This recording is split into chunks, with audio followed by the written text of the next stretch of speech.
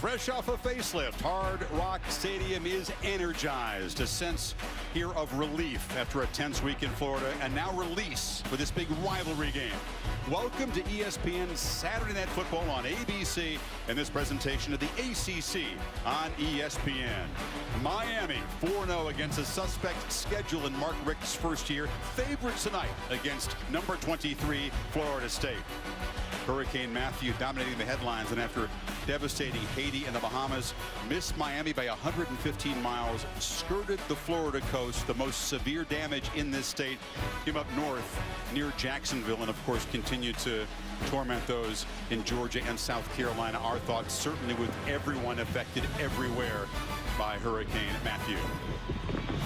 And there is a sense of relief in the stadium tonight, and certainly many players from this state relieved to be thinking about football, believe that their families are all okay.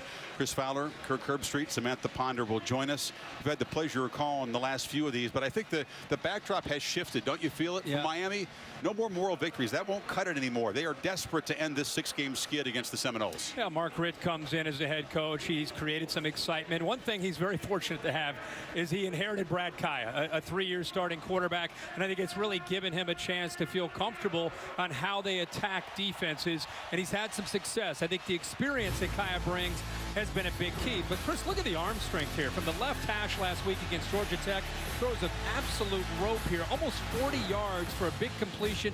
Here's the experience. Recognizing coverage. He sees it's cover 3. He knows between the corner and the safety, he's able to hit that crease, and is able to do that to give his receiver a chance. They run a lot of the RPOs, the run pass options. Here the linebacker gets out of position. He finds Stacy Coley, and there's a big gain. So, as you said, this will be a different challenge and a different test because of the athletes from Florida State. But let's not forget, the Noles have struggled this year on defense, giving up a lot of big plays, a lot of blown assignments, something that Kaya and the Canes are going to try to capitalize on. Yeah, it's a run-first offense, isn't it? He's got good support of a running game, and that Noles defense has been shredded. 44 points a game allowed the last 3. So can Dalvin Cook, back in his hometown, provide enough points for the Noles to win this game? Well, early in the year, and you and I had him a couple times, everybody wondered what's wrong with Dalvin Cook. Why isn't Dalvin Cook going? Well, he has the last few weeks, but I really like what Jimbo Fisher has done with him. He's faced, look at this, a lot of 8- and 9-man fronts. Now here is success. This is Jimbo Fisher. This is what he wants to do, but it's hard to run into a 9-man front, so he's made adjustments. A little flare pass to get him to the outside, picks up some blocks from receivers and tight ends. Just another way to get number 4 the ball with some room to work with. Here, a little slip screen. You're going to cover him, take away the run. We'll throw the ball to him, give him some blockers downfield, and you can see what he can do after the catch with his ability to run. So unique little wrinkles against teams before Miami. It will continue tonight. If Miami's determined with their young defense to take away the run, look for Jimbo Fisher to, again, come up with different ways to try to get Dalvin Cook the ball, because let's face it, the last 2 years he's faced his home team, he's taken care of the Canes. Yeah, he's had the game-winning touchdown each of the last 2 seasons. Very interesting backdrop. We'll learn a lot about Miami. Are they for real? Are they a legitimate contender? Are they worthy of that number 10 ranking? And can the Noles, who been already beaten up and heartbroken a week ago, can they bounce back? Can they play an inspired game? Can't wait to see how this one unfolds. Hurricanes and the Seminoles on a muggy night in Miami coming up.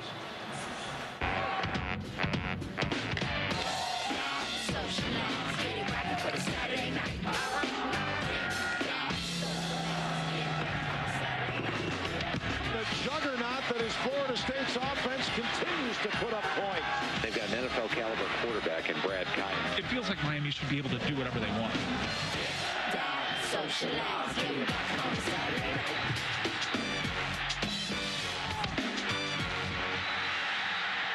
The Nissan pregame rush with Stan Verrett, Mac Brown, and Mark May is next, after this message and a word from our ABC stations. How do you measure the depth of a rivalry? How do you quantify football hatred? Here's how. You measure it by the faces, by the anguish, by the joy.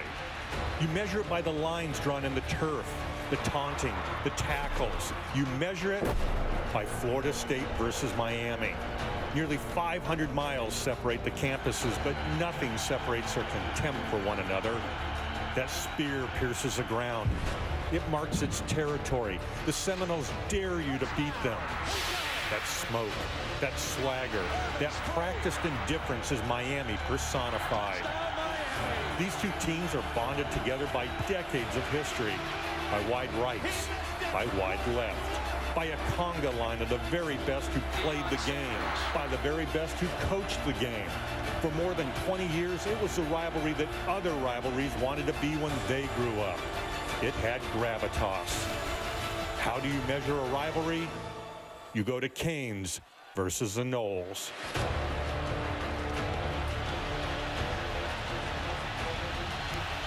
Well, Miami has a narrow lead in this series history, but Florida State has won the last 6. If they win tonight, that will equal the longest winning streak head-to-head. Rick, I was going to say that maybe a slightly different tone under Jimbo Fisher and Mark Richt, but seconds ago the players began to edge toward midfield and jaw at each other. I told you pregame might feel different, but when these two teams got out here in front of this energy, it's a rivalry. It's going to take over. You said energy. The Hurricane players tell me they feel something different. It's been a facelift. The stadium has been made nicer for the fans. It's been reduced, but the roof keeps the noise in. And they all said they felt something. It was Florida Atlantic they were playing, much less Florida State. So I think that tonight we have a chance to see how both these teams are going to respond, because this feels a little closer to those old Canes-Noles games in the Orange Bowl, doesn't it? Yeah, it does. And I think Mark Richt coming back, it gives it a different feel. His success as a head coach, his experience in this rivalry, of course, as a player at Miami, assistant coach, offensive coordinator, so many successful years in Tallahassee. And you and I can do him on the field before the game. Usually most coaches will come over, talk to you for a few minutes. He is locked in, and it's you can feel the spirit. We've done a lot of these games, but it feels different definitely this time around. Yeah, he has taken a different approach than the Canes were used to seeing under Al Golden. There was no tomahawk chop played during practice. It was ostensibly opponent number 5, faceless opponent. Now, I think we're going to see something different when the game kicks off, but that was Richt's approach. And again, he's coming back from being a head coach in the SEC with Georgia, where they had a lot of rivalries, and he, I think, understands how to get his team emotionally ready, and he knew the energy of this stadium would take care of that part of it. So I don't think he needed any rah-rah speech or anything that he needed to do throughout the week. Even pregame, we were kind of looking at each other like it's a little bit more professional than when we're used to, but when they came out of the tunnel for the game, it's all about Miami and Florida State now. A chance for the Canes to make that statement. Let's go down to Samantha Ponder with Mark Richt. Coach, you've been a part of this on both sides. You've played, you've coached. You saw things get a little chippy out there. How would you describe what makes this game so different? Oh, I just think everybody knows each other too good. That's probably the biggest thing. And it's, you know, state pride. A lot of history as well. Coach, when it comes to your defense, you've got some young guys, specifically at linebacker, up against the offense you're up against tonight. How have you prepared them for that type of challenge, and where do you see the most opportunity for success? Well, they were here when spring started, so they've been here and heard it as long as anybody else, so I think they're ready. Thank you. Looking forward to it. Thanks, Coach. Jimbo Fisher's never lost to Miami. That 6-0 record, a winning streak beginning when he took over as the head coach in Tallahassee, but his team is 3-2, Kirk. They've been blasted by Louisville. Heartbreaking loss to Carolina last week. He has been searching and trying to find the emotional buttons to push to get them to respond. How fortunate for him after this sluggish start that they're playing Miami, in Miami, because that should get his team ready to go. If that can't get him ready to go, then I don't know what can. Noles won the toss deferred, so Logan Tyler will boot it away for the Seminoles, and we'll see Brad Kaya and that Canes offense. And it's a deep kickoff. Kaya's from Southern California. He first became aware of the Canes when they played that Rose Bowl game in blasted Nebraska, and here he is a few years later. Yeah, we talked about him in the open, and the experience, and really kind of a prototypical drop back quarterback, 6'4", 215 pounds. Poise and leadership will be big. The run pass options, his decision making, and they're going to have to take some deep shots. Teams have had success taking shots. There'll be opportunities. He's got some fleet-footed wide receivers and tight ends. And when Kaya gets his chance to go downfield, he's going to have to capitalize. You see last year, over 400 yards passing against the Noles. That was with no running game to speak of. This Noles defense has been sleepwalking through opening series. Only Charleston Southern has not scored a touchdown in their opening possession against Florida State. 4 to 5 games. That's staggering. They fake it to Walton. Immediate pressure and a sack as Kaya is slung down by Jacob Pugh, a linebacker. One of the adjustments from Charles Kelly, 1st and 10, they're expecting run, so early they set the edge with a blitz from number 16, Jacob Pugh. Does a nice job. Miami tries to catch him off guard with play action on 1st and 10, but man coverage on the outside and the blitz that time from the Noles defense. As a QB, that'll get you into the game. He was slammed down hard in the opening play. On 2nd and 15, they flip it out far side. This is one of the tight ends, David Njoku. The Canes have 3 talented tight ends, all of whom can catch passes. We'll see a lot of them tonight. They are NFL-looking tight ends. With the size that they have, both of them about 6'4", 250 pounds, and can run. Njoku really came in more as a wide receiver. Herndon more of your traditional tight end, but you'll see a lot of 2 tight end looks. Need 11 yards on 3rd down. 3rd down was a nightmare a year ago for this team. Pass protection, not the strength of this offensive line. He's going to have to get the ball out. Noles rush 4 from the pocket. It's flipped short. Catch made, but dragged down immediately as Mark Walton. Matthew Thomas, the backer in coverage, and the Canes go 3 and out. Part of the problem for Florida State in a few of their games has been miscommunication. Is it zone? Is it man? If the first series is any indication with Charles Kelly, it's you've got him and you've got him, and we're going to attack the line of scrimmage. An offense that wants to run the ball, and if they throw, we're coming after the quarterback, but we're playing man. Everybody got it? Man coverage on the back end. They were locked in that series. Yeah, much better start, wasn't it? Much better focus. Justin Vogel is back to punt. Bobo Wilson is deep. Vogel gets a hold of this one. Booming kick, driving Wilson way back to the 7. And the Canes trying to pen him in. He gets back to the 20-yard line. Terrific punt by Vogel. And DeAndre Francois, the freshman quarterback, will begin from the 20-yard line. It's a flag down. The punt was 63 yards.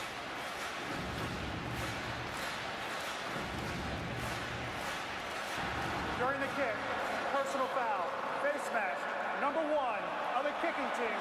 That 15-yard penalty will be enforced from the end of the run. 1st down. It's Walton, the running back, who is guilty of the personal foul. That'll move the ball to the 35. DeAndre Francois, the redshirt freshman, impressive-looking quarterback, has great poise and toughness. He's been tested already this year. Have to use his feet, especially on 3rd down where Miami comes after you. And they also are going to have to take opportunities where they like to get the ball thrown downfield, and Miami will play man. And when you play man-to-man, you better hold up on islands, because DeAndre Francois has an arm and he can get it thrown downfield.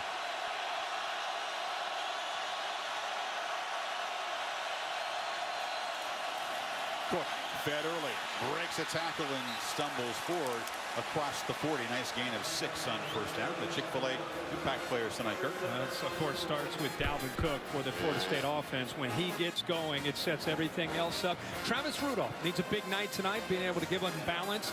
Look forward to seeing these freshman linebackers. Shaq Quarterman, number 55 in the middle, and Corn Elder, a corner who will be, we talked about earlier, he's going to be isolated quite a bit tonight on Travis Rudolph. Will have to play well. You saw Quarterman. Incredible that they have 3 true freshmen starting at linebacker. You don't see that. And 1 is rare, let alone 3. Francois empty backfield on 2nd and 4. Flips it near side. Izzo battling back, makes the catch. And the spot is right near the 1st down to the 45-yard line. It's interesting that you bring that up with the 3 true freshmen, and they have not really been tested against the passing team. If you look at their schedule in their first 4 games, they just have not been tested. So these 3 young men are going to see a very, very different look tonight from Francois and the Noles. 3rd and short. Francois sneaks it and muscles easily for the 1st down.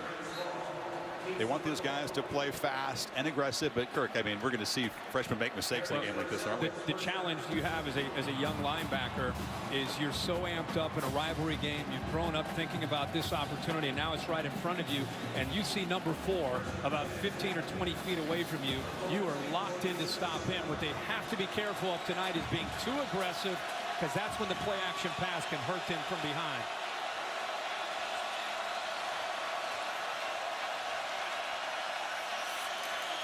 Cook.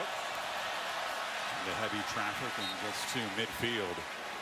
Dalvin Cook mentioned growing up here in Miami. His good buddy Joe Yearby, a running back for the Hurricanes, and just an extra sense of inspiration. He's good enough against anybody, but when he gets against the Canes, you can see it in his performance how much he feels it. You see the total yards, especially last year. A lot of that coming in the fourth quarter, Chris. And if you add all that up, it's almost 11 yards a rush in these 2 years. Think about that. Every time you touch the ball, you're carrying 11 yards.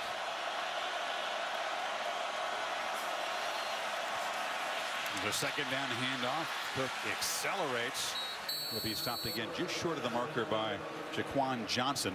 Again, 3rd and short.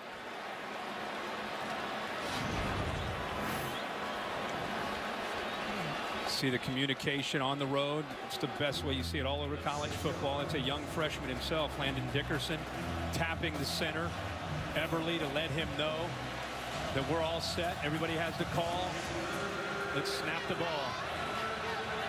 It's a very loud environment tonight.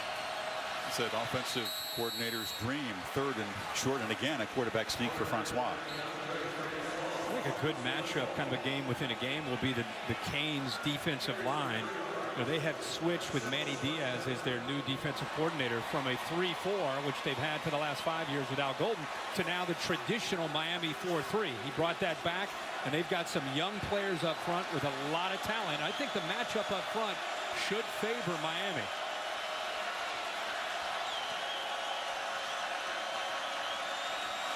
Canes crowd the line. Francois back on 1st down and takes the short gain, the cushion over there to Kermit Whitfield.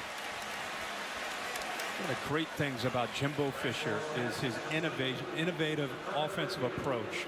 He gives you, here's he's going to go tempo. So many different looks with formations and personnel groupings. It really challenges the communication of the defense. Kermit Whitfield's in the backfield. Francois rolls out and tries to outrun a defensive lineman. Takes a big shot. Coming up there was Pat Bechtel. He was chasing. They've got a lot of depth up there and tremendous speed. A great job of being able to bring him down. And at the end, just kept him just a bit short. And there's Quarterman, the freshman linebacker, to clean it up. Remember, a couple 3rd and shorts, and they've had the sneak. This is a little bit longer. They're going to have to either get the ball to Dalvin Cook or get him on the edge.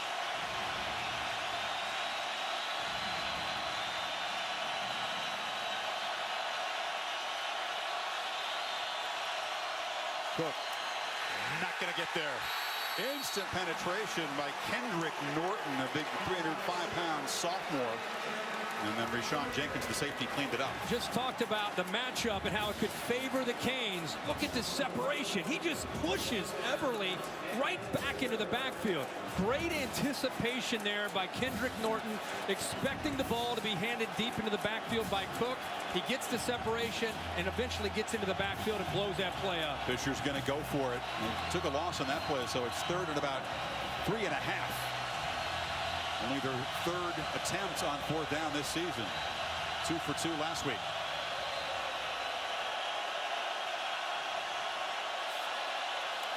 Francois batted down to the line of scrimmage, and the Canes defense makes a stand and will take over as Demetrius Jackson came off the end to break it up. Manny Diaz rolls the dice on a big 4th down here early. Dalvin Cook wide open out in the flat. If he gets the ball over Jackson, not only do they pick up the 1st down, but the ball gets to Cook. He's maybe down the sideline for a touchdown, but the Canes get the stop. If you watch the wildness on College Station, Texas A&M surviving in double overtime over Tennessee. Welcome to Miami. Midway 1st quarter, this Canes Seminoles rivalry. 2nd possession for Miami. Another low but high percentage throw. Braxton Berrios made it. This was at the coin toss. You got some seniors, some leaders out there, and they were the ones, John. Yeah, this is the coin toss. The captains. You could see Trey Marshall, 2 safeties, and on the other side from Miami, Jamal Carter, Brad Kaya trying to say, hey, fellas, let's keep our cool. But it gives you a flavor. This is Miami, Florida State.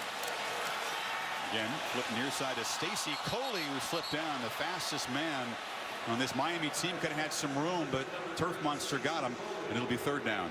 Yeah, that's one of those we talked in the open. One of the things he'll look to do tonight, the run pass options, the RPO, and he felt that he had the leverage to the outside, got the ball into the hands of Coley, and Coley just lost his his feet, or he would have had a first down. Kaya doesn't roll out often, but does this time, and it's a low throw trying to get it to Coley. Incomplete.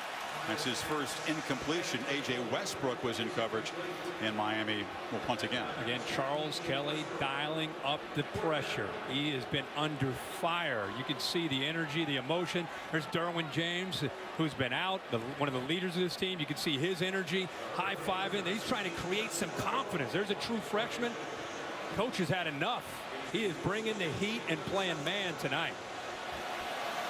High risk, high reward. And we'll see how that plays out as Vogel is back for his second punt. Boomed at 63 yards the first time. This one not quite that far, and Wilson will make a fair catch at the 23. So we're seeing the Noles defense off to a much better start than they have been recently. Cook and company back to work. Saturday Night Football on ABC. Brought to you by Nissan, premier partner of the Heisman Trophy. See the reconfigured Hard Rock Stadium, and roof makes it look like a soccer stadium. A nice night for flying. Goodyear providing aerial coverage no matter what route your vehicle runs. Choose Goodyear for superior performance. Goodyear, official sponsor of the college football playoff. Congratulations on the new look to this stadium. It's cool. Very cool, and it is very loud. They did a heck of a job. The downside, did you see those big screens? That costs some seats in the corner, but it's a well worth it. Nice fan experience. Yeah. Miami players love the increased energy in here. Noles ran 10 plays before their initial drive was stopped on 4th down.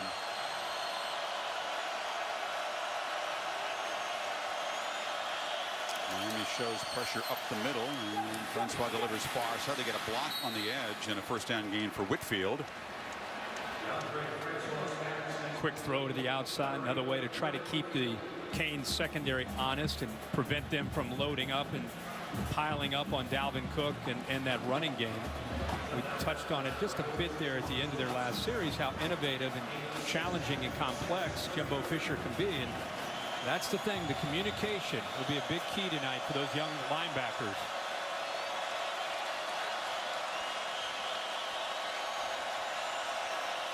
They've had terrific gains each time on first down.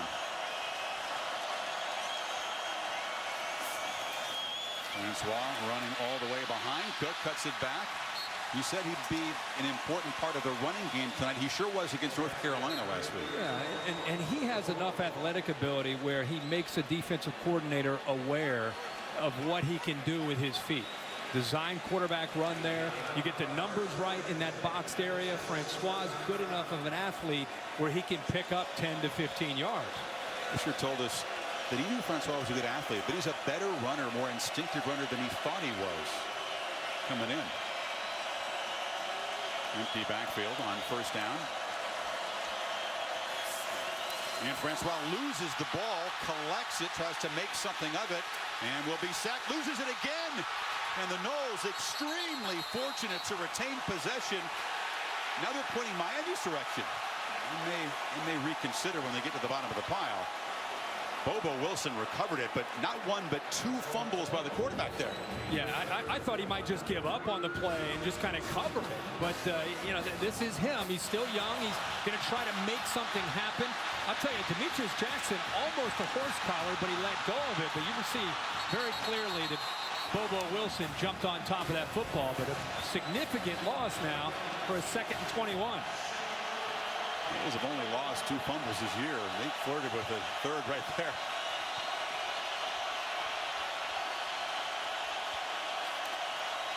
A safe handoff to Cook, who is knocked down after a short gain, and that brings a roar. Miami crowds have always prized tough defenses. That's always brought the noise down here, hasn't it? Absolutely, and I think they sense there's a different energy from this defense. And Corn Elder, they really challenged him as one of the seniors and they say, hey, a little bit too finesse.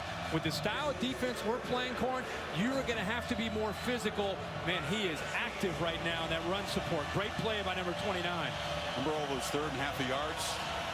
Need 18 this time. Miami's been a tremendous 3rd down defense, albeit against lesser competition the first 4 games. Gotta hurry. just get it away. And Francois from the pocket again as the ball batted down. Second time tonight. That was R.J. McIntosh, the sophomore from Fort Lauderdale. Well, they did a great job of showing pressure, and then they bail here. The safety bails. They only ended up rushing 3. They had at one point 7 guys up close to the line of scrimmage, but R.J. McIntosh and the rest of that defensive line gets enough of a push, and there's another example of the athletic ability, the length, and the size of Miami having an advantage against the Noles, against that offensive line. Logan Tyler, the freshman punter, to the speedy, diminutive Braxton Berrios, and the lefty gets a low punt away. Berrios going to have a chance from the 30. Darts through and gets across the 40. So better field position for Kaya and the Canes. Scoreless late first quarter in Miami. Chris Herbie. Cassidy thinks the Big Orange Magic runs out, so Tennessee and Houston among 2 of the unbeaten teams to fall today. Magic runs out, but a heck of an effort to get that game into overtime by the Vols. 2-3 announced for Miami to start this game. Third possession here. They haven't called a running play yet. Kaya flips it again, and that's Njoku, the big tight end, who's a tough matchup. But Mark Richter's calling the plays. We'll check with him in a second. But Samantha's on the Florida State sideline. What do you see different down there from the defense? Chris, it's shockingly different on the sideline. Just incredibly communicative, demonstrative. I mean, this is a team that we barely saw communicate at all on the sideline in that game against Ole Miss and Louisville. I don't know what's gotten into them. I don't know if they had a come-to-Jesus moment this week.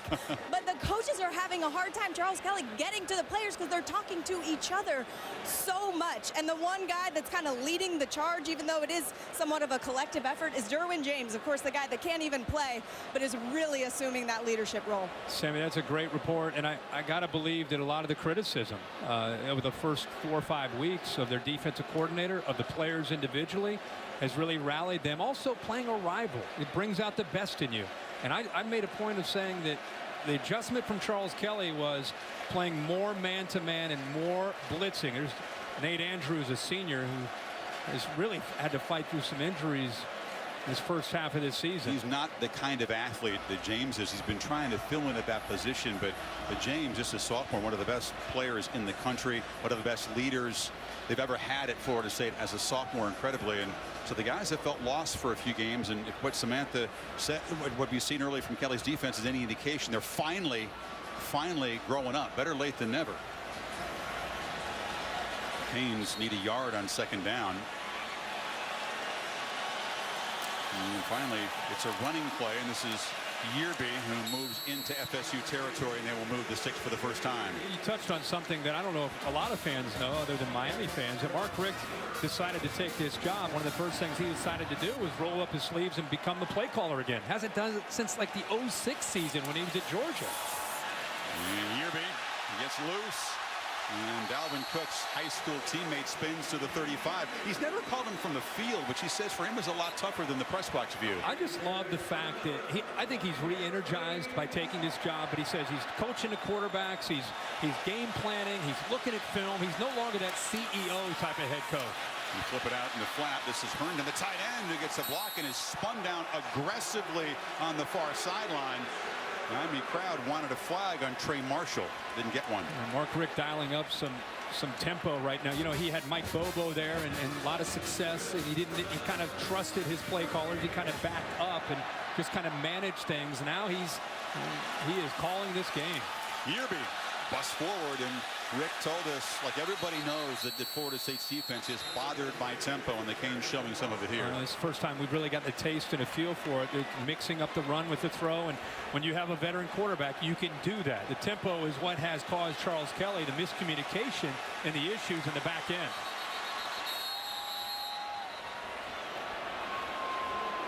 Officials conferring here. Officials timeout.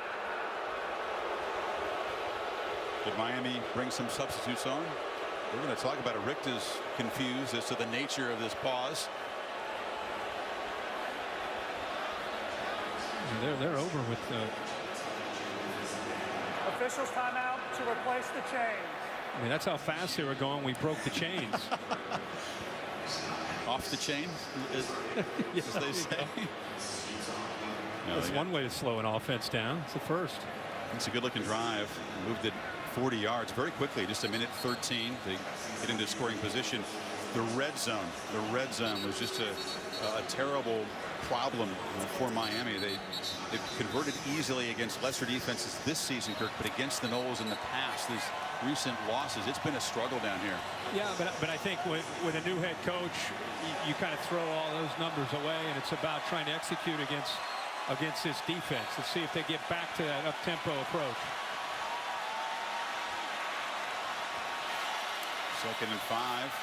Yearby tries to bounce it. Good penetration, and he's knocked for a loss there. It's a great play there by the Noles defense. They're moving a bunch of different guys into this lineup right now.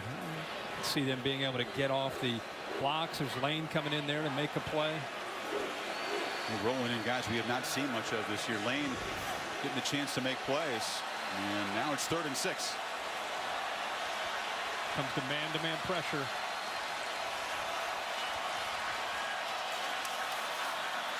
Kaya from the pocket, loops it in the end zone and over the head of Njoku. 4th down coming up, and he took a hit after the throw again. And Matthew Thomas got to him. They actually delay the blitz. There's a couple of different blitzers right here. Here's Westbrook, who's going to come from here, and you're going to see a late delay that ends up actually getting home. Brad Kaya's going to wait and wait as long as he can, but Thomas, the linebacker, with great instincts, and I think he felt that. He was able to knock him down and affected that pass. Michael Badgley from 37 yards. Very reliable junior kicker. And he knocks it right through. So Miami draws first blood late first quarter, 3-0.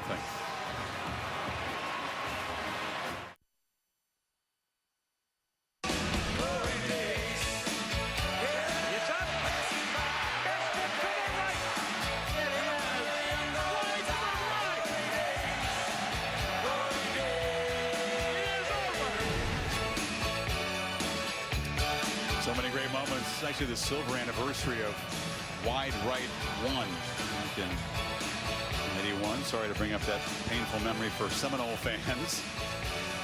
And there's a lot of flavor down here. I'm telling you, this is good to see this rivalry back and these two uniforms together on the field.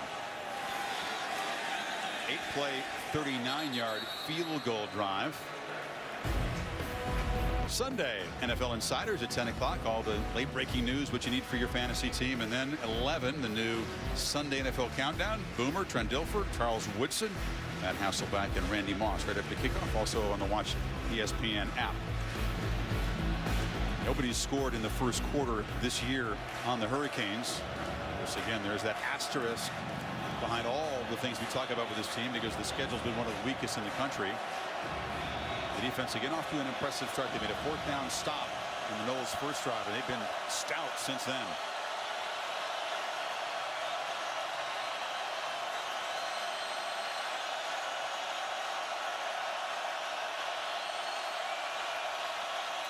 They feed Dalvin Cook his 6th carry already, and the workhorse stopped after a short gain by Demetrius Jackson. They gave him an option there at the line of scrimmage to run left or run right. 8, almost 9 men up at the line of scrimmage. Again, we talked about that in the open, how challenging that's been for Cook to deal with at times. He tries to look at the numbers and go to the right, but the Canes, with that speed, doing a very, very nice job of taking away the cutback lanes and pursuing the football. Just 3.5 per carry so far for Dalvin. Final minute of the first quarter.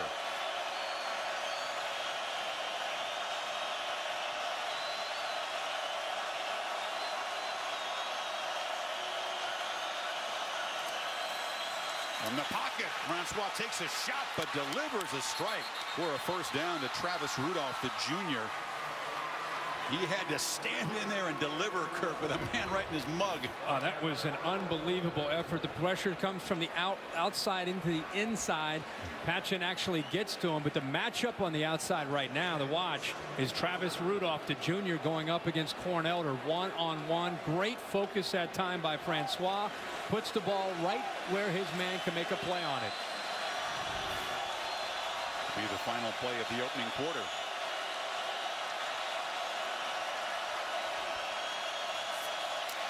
Just get it off, and Francois rolling, wanted to take a downfield shot, and now just fires it into the bench.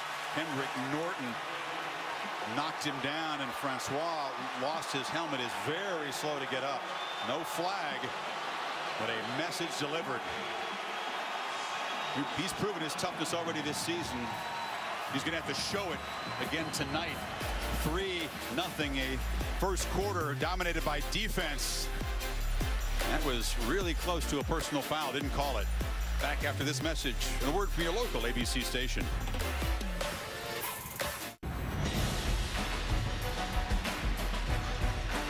That big hit on Francois to end the first quarter. Hopefully hasn't ended his night, but for now he is out of the game, Kirk, as they check out probably that shoulder there as he was slammed down by Norton. And Sean McGuire is in the game for his first action this season. A senior from New Jersey who filled in for a suspended Jameis Winston, a home field win over Clemson a couple years ago. Flips it short and behind Bobo Wilson, who does make the catch. And again, not been in there even in mop-up duty this season, but he's been preparing for this moment, hoping he's ready. As a senior, the fact he's kept his mouth shut by getting beat out by a freshman has gained the respect that much more from his teammates. When he comes into the game, they believe in him. They put him in tough situations as the backup on Thursday's practices. His teammates believe in him. Now he's got to go out based on that preparation, as you said, as a starter, and go out and deliver. Third down is tough. Imagine this is your first live action of the year in a very loud environment. Collects the snap, feels the pressure, and will not escape. They come right after McGuire, and Gerald Willis and Joe Jackson, two backups combining there. Well, he wanted to go to the right with the football, but the problem he has here is two of his receivers end up running into each other off to the right here. He's looking to the right. Look out here. Two receivers run into each other, making it very tough to be able to execute, and all he can do is eat it. But again, Miami bringing the pressure and getting after the Knowles offensive line. And those guys in orange up front, they're coming in waves. We've seen 12 guys play defensive line so far on a humid night. Smart. Smart. And all of them appear to be quick and fired up and athletic. Right. Tyler, they come after him, they bump him. There is a flag. And it was 4th and 14, so unless this is a personal foul, it won't be a first down. It appeared to be a little bit of a gentle bump, but the flag did come out. It's a 5-yard penalty, and so we'll see if the Knowles want to decline it. Manny Diaz saying, I be very careful. That's Richards, a wide receiver who was coming after the punter. Good acting job by Tyler. I was going to say, Richards has I think a pretty good case saying, man, I barely touched him.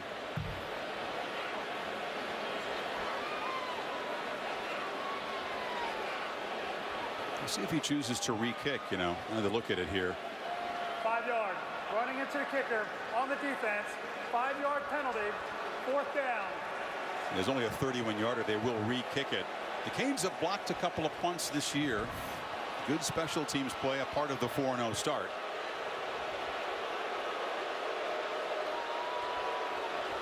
Arias, 11 yards in his first return.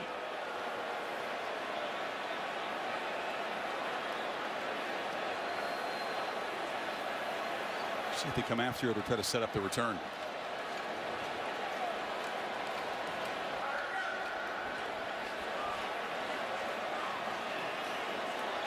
What the job this Miami defense has done here so far in this game. Florida State limited to 51 total yards. And Dalvin Cook only 21 yards so far running the football, and hasn't made a catch, which has been a big part of their adjustment over the last 2 or 3 games. Hasn't made a catch yet. Tyler, another really low kick, bounces around. Barrios just backs away. And Kirk, that tent is getting crowded in there. Francois was being looked at. We're told that McGuire went into the tent as well after that series. You mentioned the devastation of Hurricane Matthew in the Caribbean, and the damage throughout the southeast of America. If you'd like to make a pledge of support, visit redcross.org. Again, our thoughts with all those affected. The Red Cross decal being worn on the helmets of both teams tonight. Florida State's tight end, Maven Saunders. His family is from Bimini in the Bahamas, which was just ravaged, but thankfully Saunders' family came out okay. Kaya and the Canes go to work. And from the pocket, he delivers a short ball over the middle to Mark Walton. They use the backs and the tight ends a lot. A nice first down gain of 9. Remember, Miami, the last series, went up tempo, get into the line of scrimmage, impacted the Noles. Looks like they're going right back to that. They mixed the run with the pass. Their best drive so far. Walton, nothing doing. Both Walton and Joe Yearby have scored a touchdown, each of them in all 4 games so far. A little tougher sledding tonight. Well, as a run-oriented team, it's nice to have that tandem back there. The last play, boy, Derek Noddy, nice to see him healthy. Made a big play. And on 3rd and 1, they run it again and move the 6. McGuire, by the way, is out of the 10. Good news. He was in there very briefly being checked out by the medical personnel for Florida State. But looks to be okay after the sack. Again, Francois, who just joining us, having his shoulder looked at as he was slammed to the ground right at the end of the first quarter. You feed Walton again. And the sophomore from Miami, a short gain. Can't overstate how tough it is for him. Yeah, he's played a lot of football. He's been in some big moments on big stages, but not this year. And now suddenly he's in the fray. Yeah, but again, I think he's approached being the backup as a senior, wanting to express himself. I heard even this week he laid into the team, and they respect his opinion. So when he gets in there, I think it's a player that they believe in and trust. Back on 2nd and 7. Takes a downfield shot. This is Coley, their fastest receiver, but the ball delivered outside. Samantha?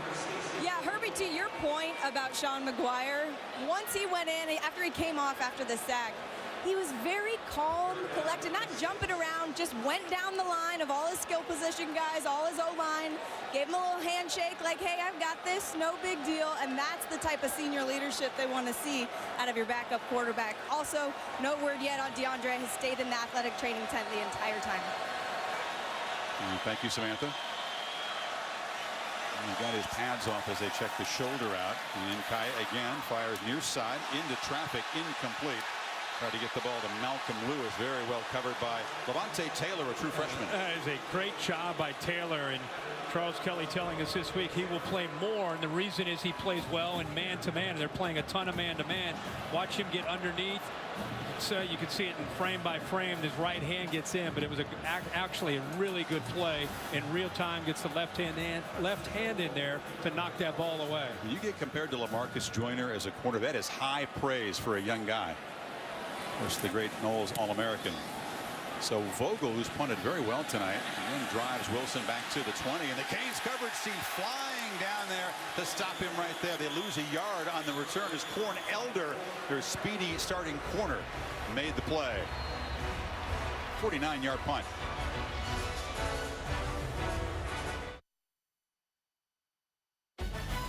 Saturday Night Football on ABC, brought to you by Pacific Life, helping generations of families achieve long-term financial security for over 145 years.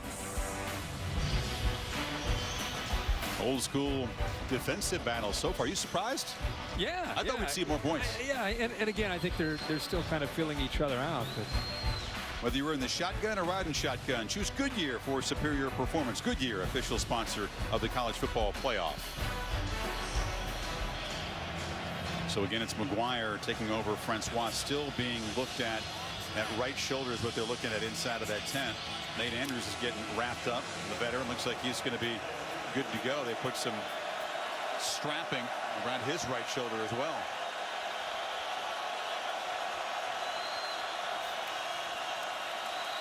Dalvin Cook hit hard as he leapt through a small crease, which closed down quickly. I think what's happening right now, you can see him right there, just trying to, DeAndre Francois, the freshman quarterback, trying to loosen up that shoulder to see if he's going to be able to come back in this game. But Miami, I don't feel feels threatened at all by the vertical passing game. So they are playing man-to-man on the outside, and everybody else is locked in on Dalvin Cook in the running game and being aggressive at the point of attack. And they're all over number 4, who somehow bounces free. Dalvin Cook in a foot race. And Elder able to chase him down, but a huge gain, the kind of thing that Cook has done the last 2 years to the Canes. Yeah, this is a missed tackle here in the backfield. You can watch him when he runs right here to the left, right there. They had him tackled. It shows you the toughness and how physical Dalvin Cook can be. But it looked to me that Demetrius Jackson had him wrapped up for a loss. But when you try to tackle Dalvin Cook, there's a reason he's one of the top backs. He has such tremendous leg drive, low center of gravity. You better wrap him up or he's going to break through. You got 54 there. That equals the entire offensive production up to that point for Florida State. Jaquez Patrick is spelling Cook, and he's a physical 230-pound sophomore knocked down for a short gain. Ironically, I just talked about how they're playing man-to-man and everybody else is attacking the running game of Dalvin Cook. When you play that, that's kind of that high-risk, high-reward defense. You're going to get a lot of negative plays. You're going to get a lot of short gains. And if you don't make a tackle at the line of scrimmage, you've got 8 or 9 guys up there to stop him. And if he breaks free, there's nobody left to stop him, and he's able to pick up 54 yards. Elder showed his speed to track him down, force him out. Knowles on the edge of the red zone here, 2nd and 8. McGuire fires, intercepted, picked off by the Canes. Jaquan Johnson was standing right there, and McGuire delivered in his chest.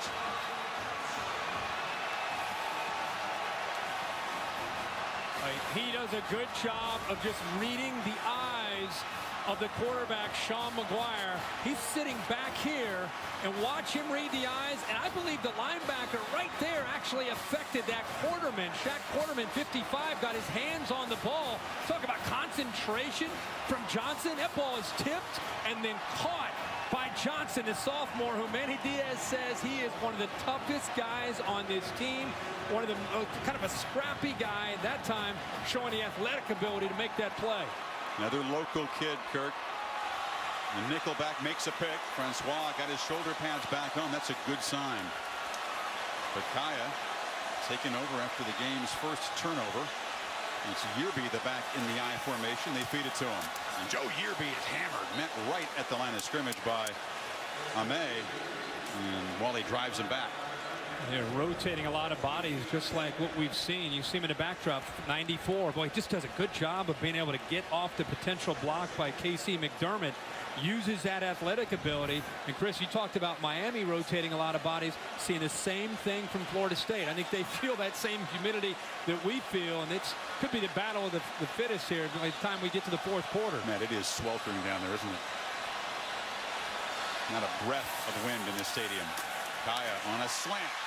Complete, and that's the freshman, Amon Richards. Big potential for this guy. Very quick learner, and they think he's going to be a star. Tavares McFadden, who's been picked on at times this year, he can't give away the inside. Make the young freshman go to the outside. That time too easy for Kaya. And now Kaya delivers to Coley near side. Stutter step. Lowers the shoulder near midfield. Another first down.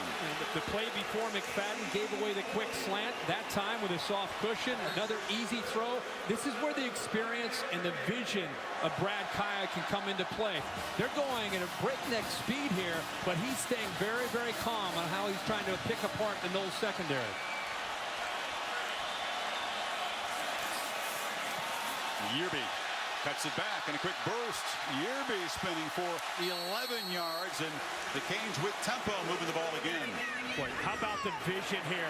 This play looks like it's going to go off to the right. Yearby puts his foot in the ground right there and is able to feel that and cut back. Nice job of reading that and feeling the defense overflowing.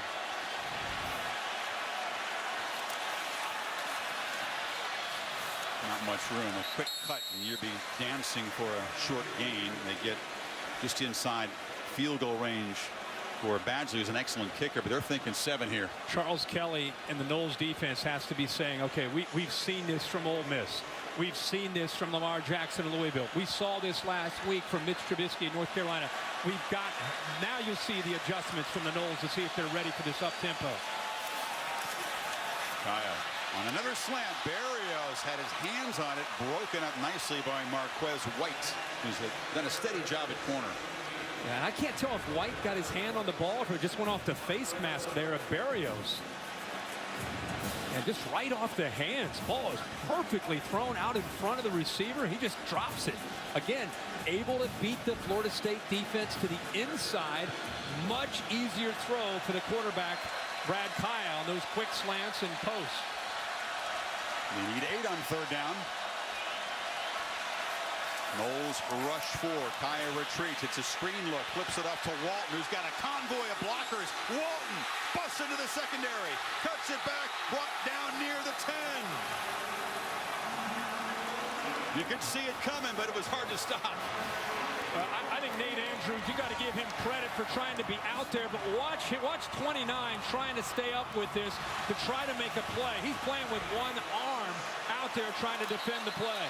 It's a 27-yard gain. The Canes ran right down, and this is what's given FSU's defense problems, isn't it, Kirk? Tempo inside the red zone. Absolutely. Absolutely. Ball start. Offense. Number 3. How about Nate Andrews, by the way? Prior to the ball being snapped. Tried to play too fast. It cost him 5 yards. You go back to Nate Andrews here, who's trying to get involved. He needs to be there to be able to defend this. He's nowhere to be seen because he's playing. He can't even run. His shoulder is in such pain. Nice job of the lineman getting downfield, but there was nobody there to block because Matthew Thomas was taken out of it. He was blocked, and Nate Andrews just couldn't stay up with the play of Walton. And Nate's a tough guy, but he's not the fastest runner in any circumstances. He's out of the lineup now. 1st and 15. 3 receivers to the left for Kaya. They throw it, and the catch is made, but it's a loss. Hammered immediately as Richards. And Tavares McFadden he's had a rough last few games. Been a nice play there. Yeah, but he recognized with the 3 receivers there that 2 of them were going to block, and he reacted so quickly. The Miami wide receivers had no chance to block him. That was great reaction. And you're right, we've been tough on McFadden at times because he's had some struggles. But that gives you an indication of his potential and athletic ability. 6'2", about 198 pounds, very long, highly touted, big-time recruit. He's just still kind of feeling his way. That time he made a quick read. 5-yard penalty, 4-yard loss, so it's 2nd and 19. They got to get to the 2 for a first down. Kaya in traffic. Walton had it knocked away. It was a risky throw because there were Seminoles all over the place. It'll be 3rd and long. They're trying to hide Walton with a little slip screen, trying to get those linebackers to think that Walton is actually blocking and try to get them involved in the pass rush. But even if he was able to hold on to this, as you said, Chris, there are a boatload of defenders there. Not only Hoskins, but this defensive lineman felt that play as well. DeMarcus Christmas thought he maybe had a gift there. No doubt. That would have been. Yeah, I got you. 3rd and 19. That would have been an interesting run there with that gift if he caught it. It's Kaya got him 3rd and very long. Again, got to get to the 2. There's a shot for the end zone. This is Coley, grabs it. No signal, out of bounds. Incomplete. Terrific throw. Taylor, the freshman, covering the veteran who couldn't get his feet down. Boy, this is going to be an interesting look. The left leg looked like it may have been down. Watch his left foot as he catches the ball. Is it down? That's the one question. Ruling on the field of an incomplete pass is under review. The right foot clearly out of bounds. The right foot's out. Yeah. I was just. This will be an interesting look. The left foot. Let's see when it stop it. That's a touchdown. Dave Katara is the rules expert. Dave, they're taking a look at this. Joe Ryder is the replay official. Good comment by Herbie because it looks to me like he gets possession of the ball right here. Watch the foot. There's the ball. There's the foot. This is going to be a touchdown, in my opinion. The crowd thinks so. The Canes bench thinks so. Remember that not just Joe Ryder, but the folks at the ACC headquarters in Greensboro. It's collaborative replay, and they're communicating in real time. So they're watching in Greensboro. Joe Ryder's watching in a booth not far from us. Boy, that was a bang-bang play. It's easy to get caught up in the right foot, but as the left foot, it was still down when he possessed the ball. How about the throw by Kaya? Oh, yeah. And the matchup, he took a shot man-to-man. The Knowles played straight across man-to-man. Taylor made some great plays earlier, but he trusts Stacy Coley, a senior, to be able to be at the right spot, put it right to the outside where only his guy could make a play on it. Perfectly thrown ball by Brad Kaya. And again, Dave, in your view, that's indisputable evidence to turn over the call of incomplete? It is, because you can see possession with that foot down. It doesn't take an eternity, just possession.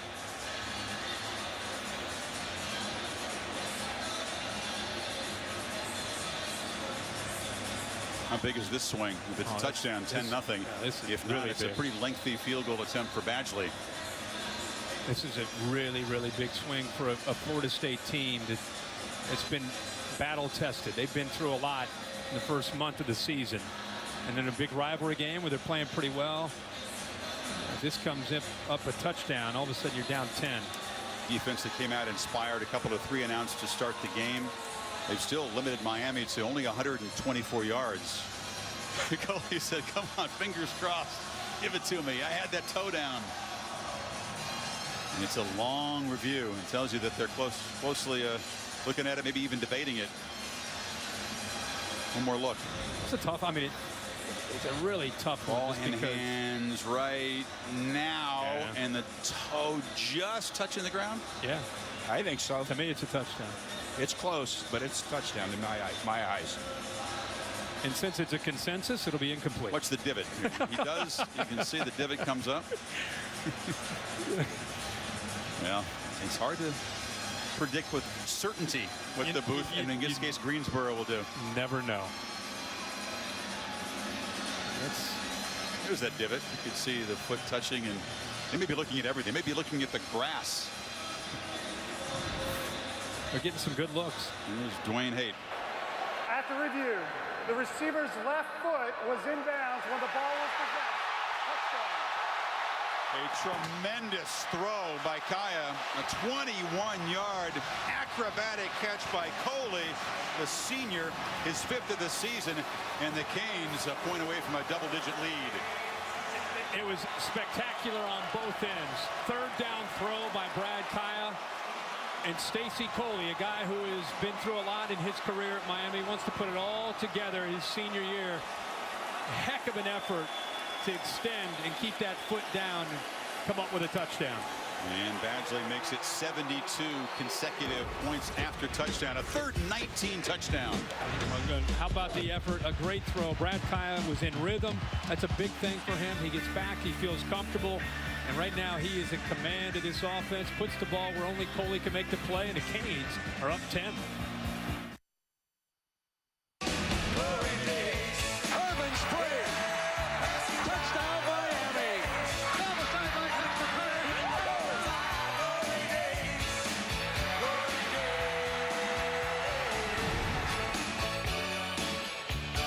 Love the boss narrating glory days of this rivalry.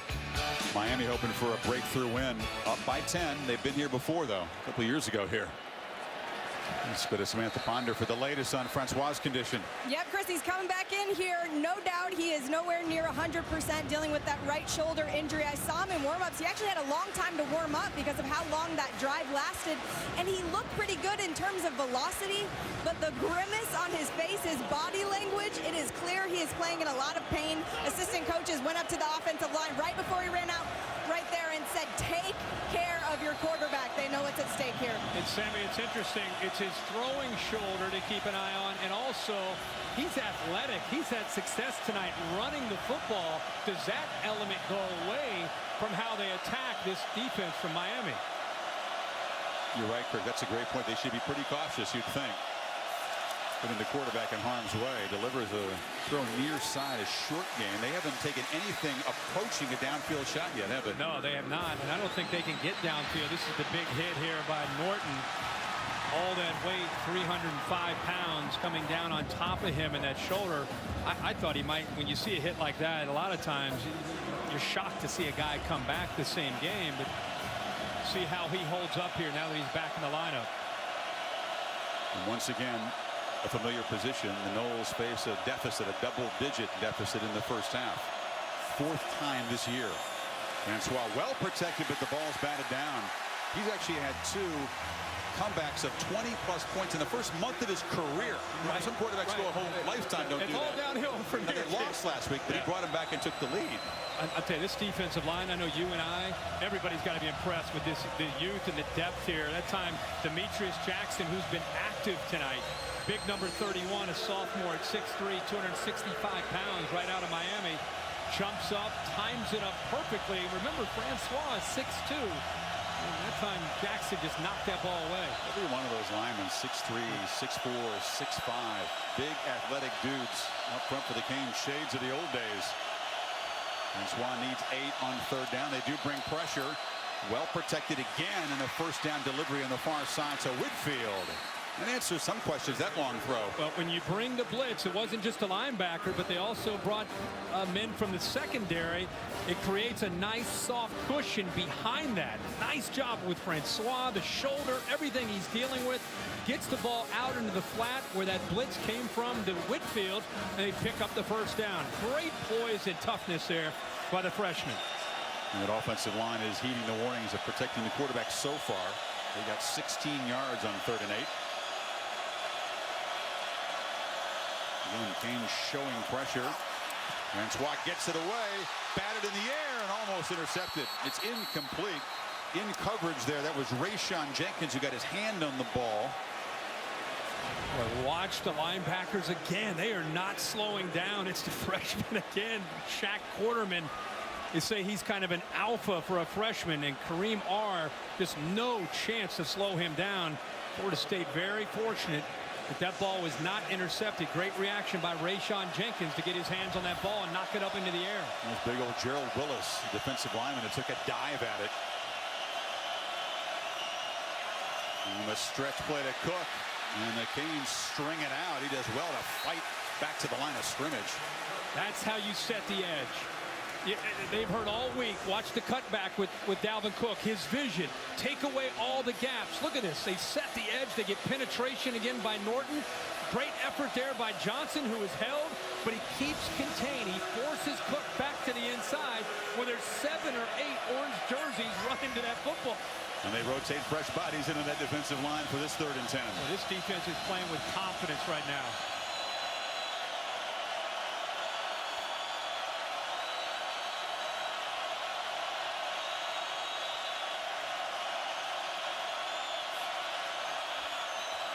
Come after Francois again, gets good protection and delivers downfield, making a nice recovery to knock the ball away as Elders had a big first half. I love Manny Diaz's approach tonight. They've been blitzing and playing man all night.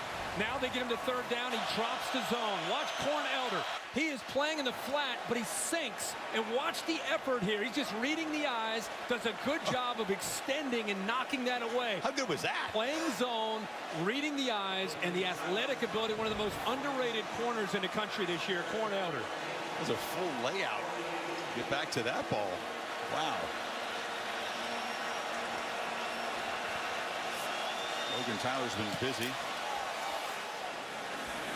Barrios watches it sail over his head and into the end zone. So Brad Kaya off that terrific touchdown throw in the last series. Back to work. Miami up 10-0. Big night on ESPN Tuesday at 10 Eastern. The Undefeated presents a conversation with the president. Sports, race, and achievement. 1 hour forum with President Obama from the campus of North Carolina A&T State.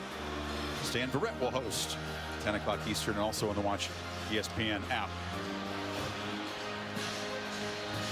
So Miami with a 10-0 lead. Back on offense from the 20.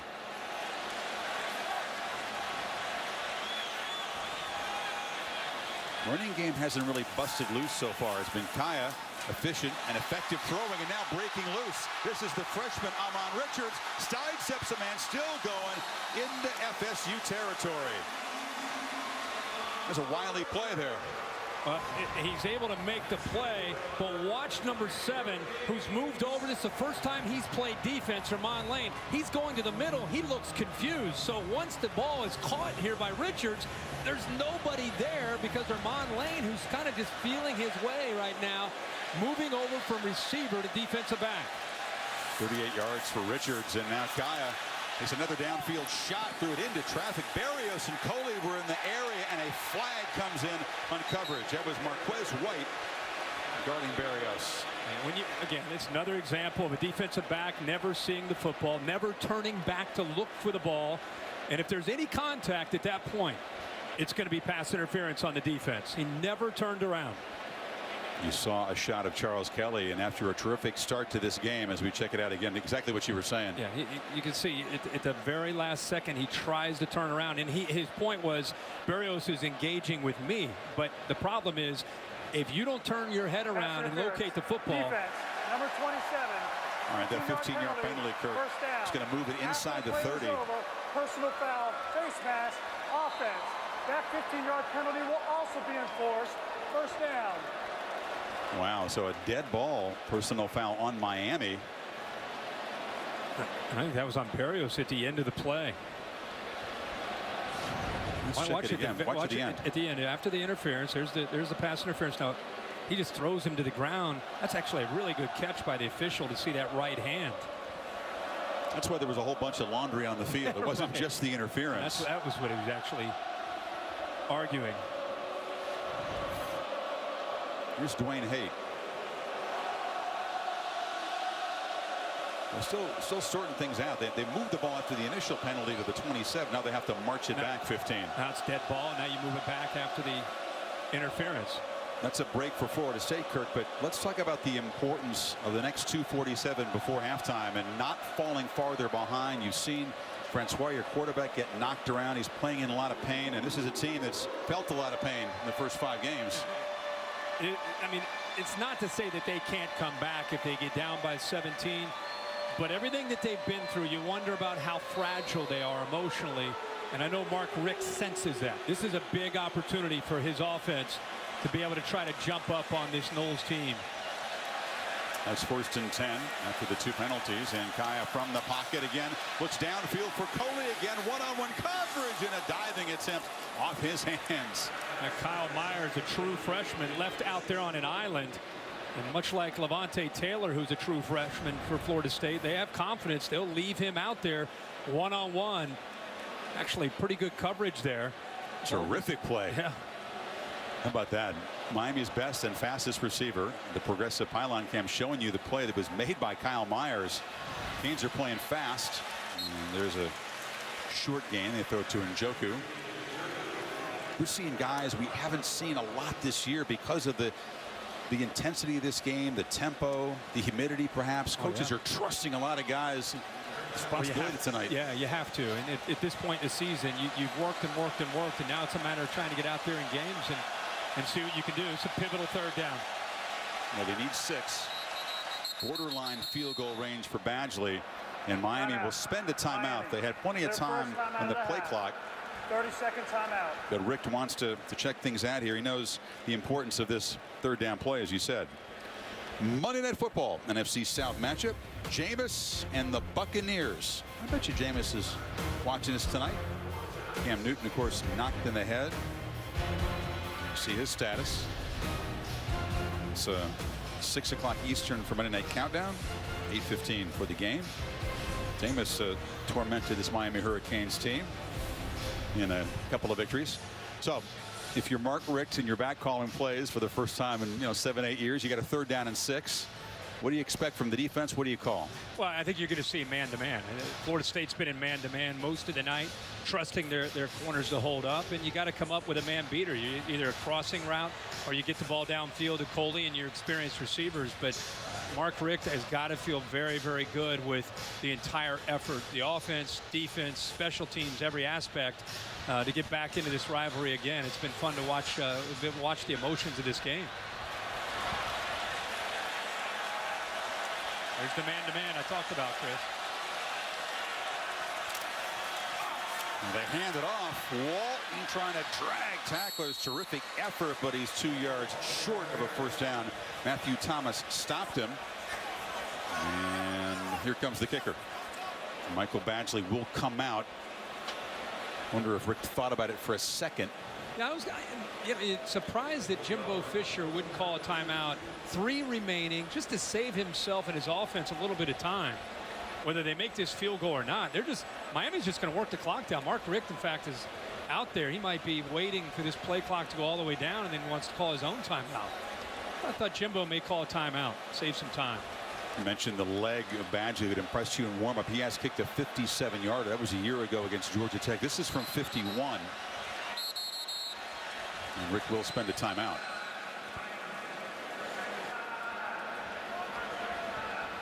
Noles defense that did a nice job to rise up and prevent this becoming a 7-point drive. They did it. Again, without calling that timeout, you call that timeout, it's right about at the 2-minute mark. Now you're at a minute 20, you still have all 3 timeouts. Rick, of course, who played quarterback at Miami, but there was some talent ahead of him on the depth chart. Do you believe this? Kelly, of course, Testaverde, and Kozar, all coached by Earl Morrall, the former NFL great. So no wonder old number 9 didn't see a lot of action, but that, can you believe that? In one roster? One school. 15 years at Georgia, a couple SEC titles, 7 top 10 finishes. Before that, part of 2 Florida State national championship teams in '93 and '99. Grew up in Boca Raton, just up the coast. So Badgley, after the timeout from 51 to make it a 13-point lead. Drives it low and knocks it through. That cleared the crossbar by 20 feet. I mean, he's got to have one of the strongest legs in the country. You mentioned the 57-yarder he's made earlier in his career against Georgia Tech, but I was watching him in warm-ups, kicking him from 57, and they were going halfway up. Yeah, look at this one. Look how high up in the crossbar this was. Way up in the net from 51. There's no wind in here. They've closed this place in. It's not a windy net anyway, but it's far less of a factor than it used to be since they put this roof on. Talked about Florida State's defense kind of bowing up there and getting the stop. Miami gets the 3, so they're up 13. But with 1:16 to go and 3 timeouts, see how DeAndre Francois works to 2 minutes, something that Jimbo Fisher takes a lot of pride in with his offense. Noles deferred, so they'll get the ball to begin the second half. And we've been here before, haven't we, Kirk? The Noles in a deficit, trying to create a spark before halftime, trying to create some momentum. It certainly happened in the comeback win in Orlando against Ole Miss. And Badgley, pumped up after the field goal, drives the ball out of the end zone. The All-State good hands play. We got to go with the Miami defense. Saw this earlier tonight. Nice job of focusing on the football there by Johnson to make the pick after the tip ball by Quarterman. And there's Corn Elder extending himself on a big 3rd down and not letting Travis Rudolph get his hands on the ball. Elder also made the play chasing down Cook to save a touchdown, and the Canes got that pick right after that. Made a big play on special teams. So number 29, a strong first half. The senior from Nashville, Tennessee. Great high school basketball player, too. Could have played basketball, too. How adventurous will Jimbo Fisher be here as they again attend to that chain, that troubled chain on the far side? Yeah, really. He's got to be aggressive. He's got 3 timeouts. His quarterback's been put in this situation. Like I said, he takes pride in this. I think Travis Rudolph, who only has 1 catch, he's your go-to guy. He's got to be able to make plays. He's got to get separation here. You got to help your quarterback out. And good protection. Whitfield has been the weapon down the middle. Terrific catch. Beat Jenkins, and they're in Miami territory. There's no reason to panic here. The ball's already across midfield. Like I said, Florida State, they work really, really hard on this throughout the year, especially on Thursday during game week. And they go good against good. 28 yards for the birthday boy, Kermit Whitfield, his 5th catch tonight. Now Francois chased, gets away, and even on a bad shoulder, he's rumbling into the secondary, slides down inside the 30, 53 seconds left. That's a great job, despite the injured shoulder, recognizing the man-to-man coverage underneath. Nobody there to account for the quarterback. He has all that grass, and he picks up significant yards for Florida State. Now they've moved it 43 yards in 2 plays. Now it's Miami spending a defensive timeout here to regroup. How big would this be if Fisher's offense, after a very lackluster first half, would find the end zone? Watch the defense here. Watch how they're playing, and watch how this area opens up for Francois. He just kind of feels this. He senses it. Right there, you've got man-to-man, and nobody here to pick him up. I wondered if I knew he'd recognize it, but would he be willing to go with the shoulder? He has great instincts there to be able to take off and pick up those yards and then slide and avoid the contact. talked about how Jimbo Fisher prides himself on the 2-minute offense. There was nothing better than when Jameis Winston was at Florida State watching them go up against LaMarcus Joyner and Telvin Smith on a Thursday practice. He's had a couple of sneaks, but Kirk, that's the 4th time that Francois moved the chains with a running play tonight. They still have all 3 timeouts. Canes showing some pressure. Francois trying to point out the blitzers.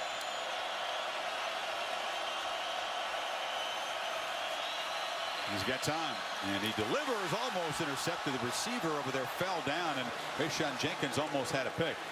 It was Travis Rudolph who was trying to get the ball to, but great recognition of the blitz. Offensive line does a good job of holding up despite that blitz, and where he threw that football, Travis Rudolph would have been cutting out, cutting out of that break, and would have been able to pick up another first down. Rudolph with just 1 catch tonight for 10 yards. Remember, Dalvin Cook also an option out of the backfield. Francois looks inside, and a screen pass. Wilson trying to bounce free, but he'll be dropped for a loss. That play was snuffed out early. Trent Harris on the tackle, and Pinckney, one of those freshman linebackers, was there too, Kirk. I cannot say enough about Shaq Quarterman and Michael Pinckney, 2 true freshman middle linebackers doing a heck of a job of using their eyes and letting those eyes take them to the football. You called Quarterman the alpha. Pinckney is kind of a vocal, little cocky guy. He got the gag order this week. Rick says, yeah, that's enough out of you. He's a little full of himself after 4 games. But hey, he's backed it up tonight so far. Yeah, they said he's got the big personality of the trio. Well, the BMW halftime report, Stan Verrett, Mark May, and Mac Brown. Have you check out all the highlights there. It was a wild one. The Aggies over the Volunteers in double overtime. Buckeyes got a battle from Indiana today. Yeah, they did. Ended up pulling away. You know, see Ohio State next week at Wisconsin, by the way. In these situations, this is where in the past 4 or 5 years you've had a Kelvin Benjamin, a big wide receiver, a Rashad Green, somebody that can make a play. Who is that guy on this team that can make those plays? We need 12 on 3rd down.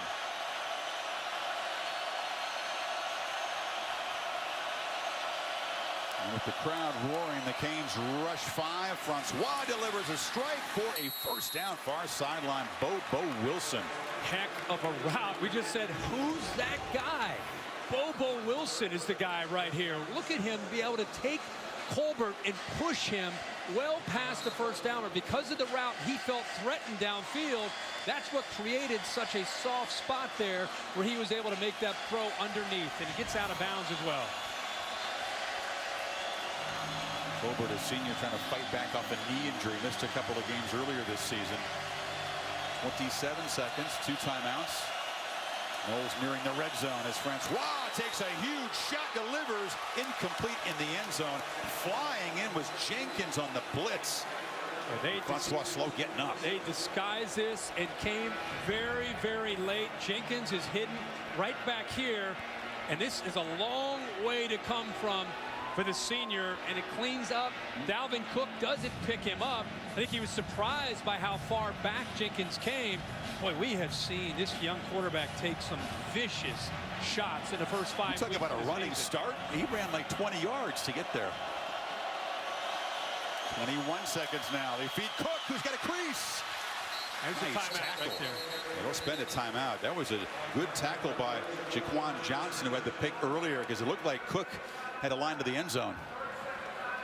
Like that call when you have 2 timeouts. You catch the defense off guard a little bit. They're anticipating they're going to throw the ball.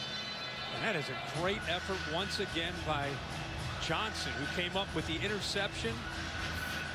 If Johnson doesn't make that play, he is walking into the end zone. Again, great call because there's not a huge risk there by Jimbo Fisher. The reason is you have the 2 timeouts. So we're seeing the grit once again of DeAndre Francois.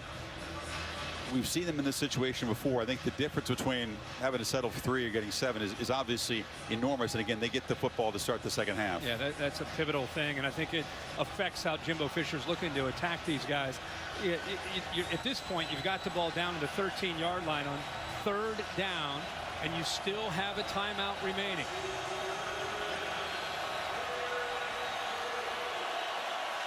Third and 3.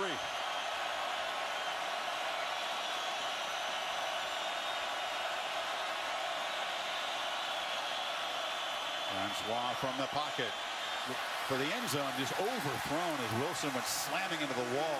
No chance to make a play. It's 4th down. Yeah, the ball is thrown late, and Adrian Colbert does a good job of forcing Bobo Wilson to the inside. He wanted to try to run the route to the outside, but that's what he's saying. You're late. You got to make that decision quicker and maybe even come off of Bobo Wilson and try to find somebody else.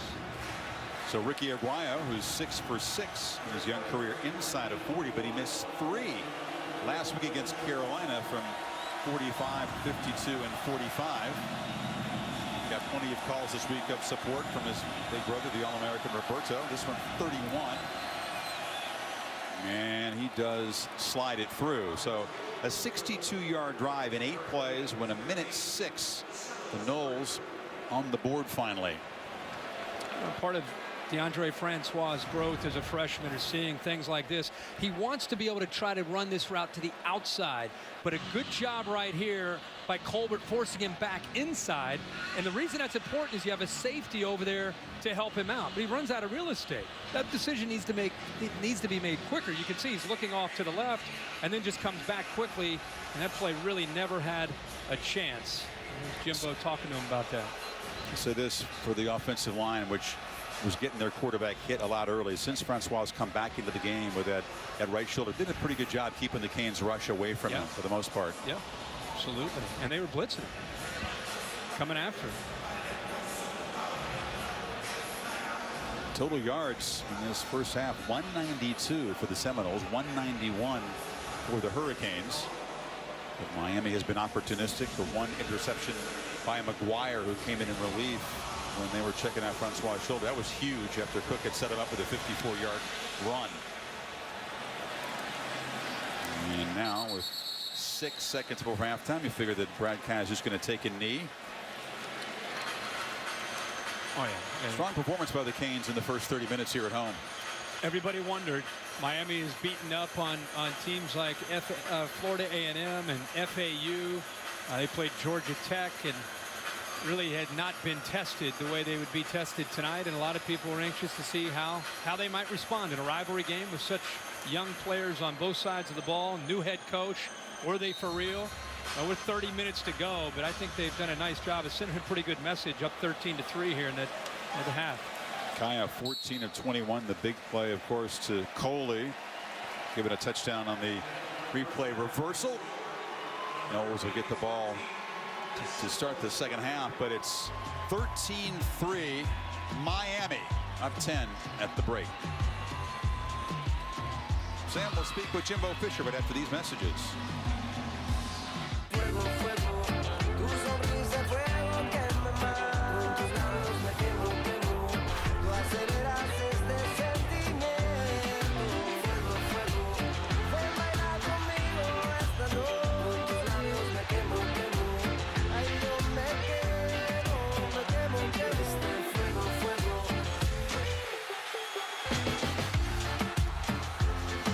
And welcome back to Hard Rock Stadium and ESPN Saturday Night Football on ABC, and a presentation of the ACC on ESPN. Brad Kaya and the Canes, a 10-point cushion at halftime, trying to end a 6-year skid against their rivals.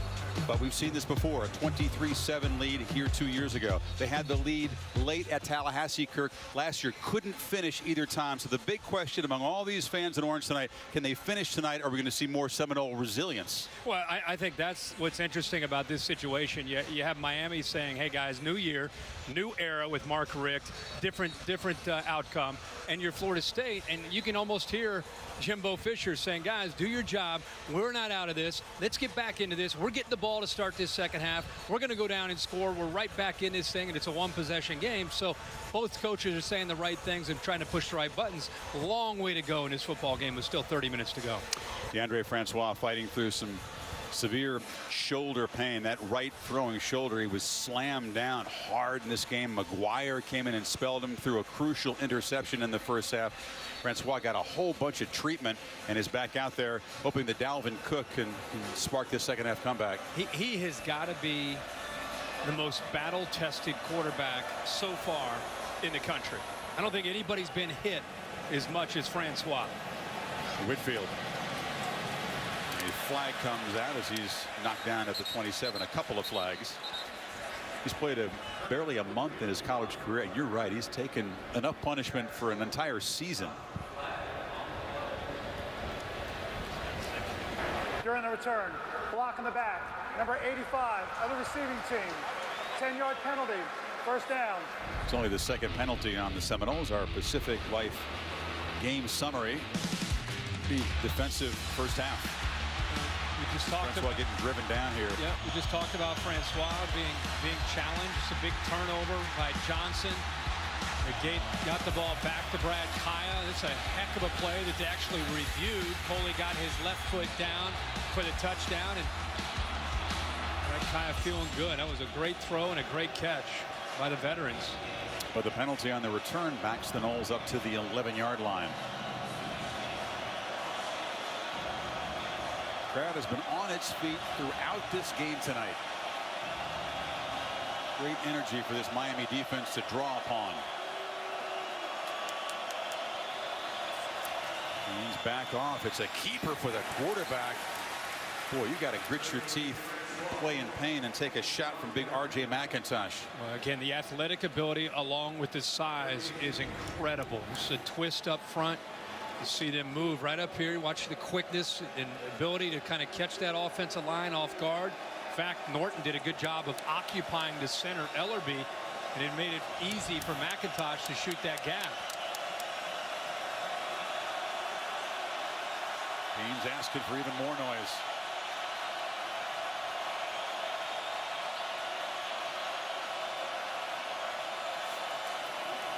Francois stands and delivers a short ball. Wilson picks up about 3. Sheldrick Redwine on the tackle. Third down coming up. Manny Diaz, the new defensive coordinator that Mark Richt brought in, has got to be very, very proud of this defense and the effort that they're playing with. He told us this week, this is all about reestablishing an identity at the U, playing fast, playing physical. It's about effort, physicality. That's exactly what we've seen from them in this first half. Dalvin Cook back in the game now to the right of Francois on 3rd and 6.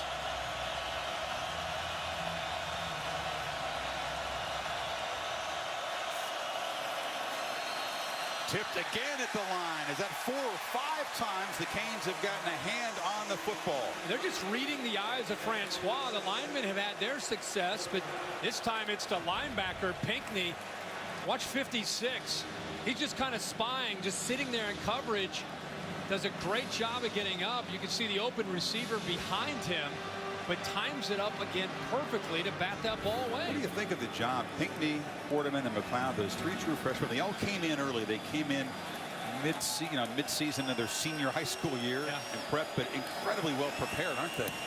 Their eyes have not disappointed them or led them in a wrong direction. Berrios hit very quickly and slammed down to the 44. Now a flag comes in where the tackle was made. Stephen Gabbard was there.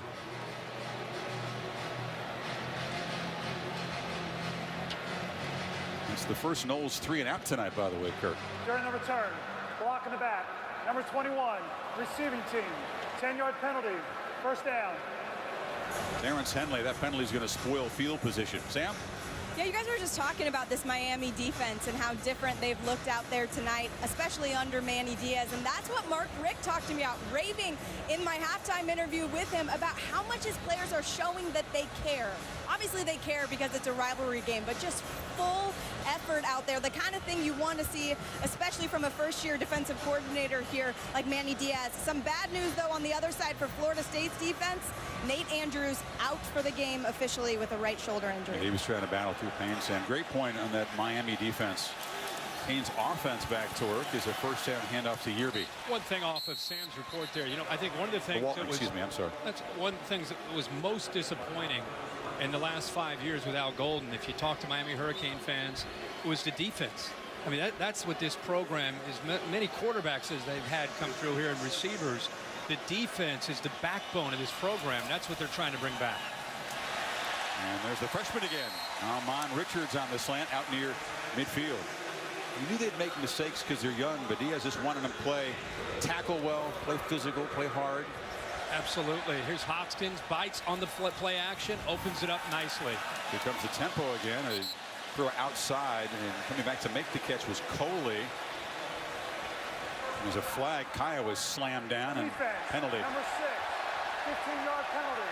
First down. Matthew Thomas got him up at the helmet. We're going to review whether he targeted the head. Well, he's a defenseless player.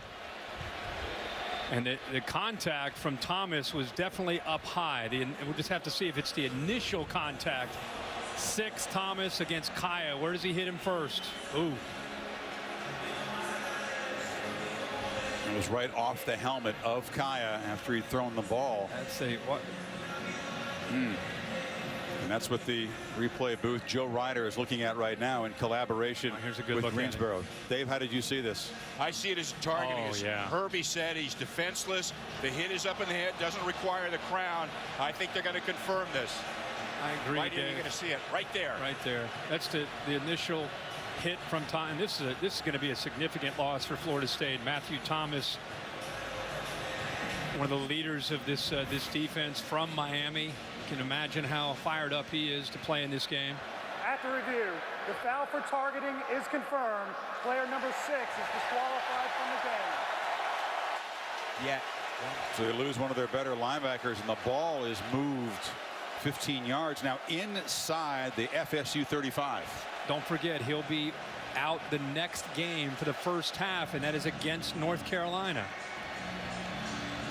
Actually, it's the Canes who play North Carolina next. Yep. Yeah. Thomas with some words for his teammates as he heads out. Yeah.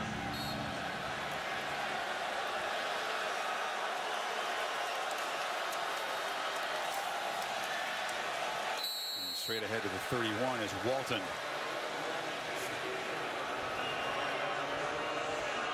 I don't love to see this when a guy does a victory lap on a tomahawk chop after a targeting foul. You see a lot of that. The players get charged up emotionally, and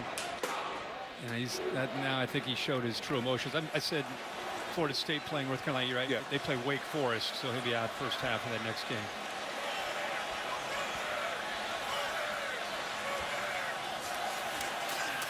Kaya in the pocket delivers. Coley running free, and now just tackled at the 12-yard line by Lewis, who saved the touchdown, but the Canes threatening again.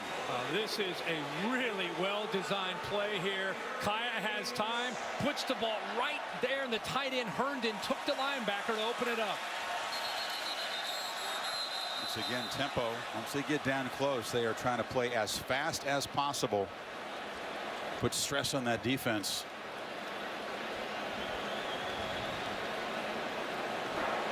Number 3, lining up in the neutral zone on the offense. 5-yard penalty. It's the second time they've gotten down close in the red zone, tried to play with tempo, and a wide receiver has committed a 5-yard penalty. He was just lined up off sides. And he had plenty of time to get lined up there. He's a senior and a leader for this offense. And, man, it just not only is it a 5-yard penalty, but the up-tempo scheme, you've got Florida State trying to get lined up right. They're not even getting lined up when they're snapping the ball, and then 5-yard penalty, and you slow down your momentum. Exactly. Look what a breather it gives the defense, a chance to get reorganized here. It's 1st and 15. Kaya flips it out quickly in the flat, and it's juggled and dropped by freshman Richards. It's the run-pass option where there are 3 receivers, only 2 defenders. He could run the ball or pull it out and throw it. He felt that he had the matchup to the outside. That time the young freshman receiver Richards just not able to hold on to it. Probably started to get his eyes up to look to see where he wanted to run before he secured the football. See if Charles Kelly, the defensive coordinator from Florida State, sits back or dials up pressure and plays man-to-man. They've had more success tonight bringing pressure and playing man.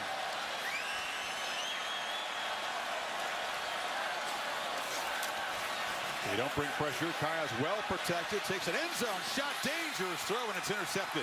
McFadden came back and took it away from the freshman. A huge play for that Noles defense. And a huge play individually for Tavares McFadden. Talked about in the first half. He's been picked on at times this year. He's made some mental errors. A very gifted player. Great position. Gets his eyes turned around and is able to make that interception. Nice job. First Canes turnover. Chance to add to this lead. Erased by McFadden. His 4th pick of the season.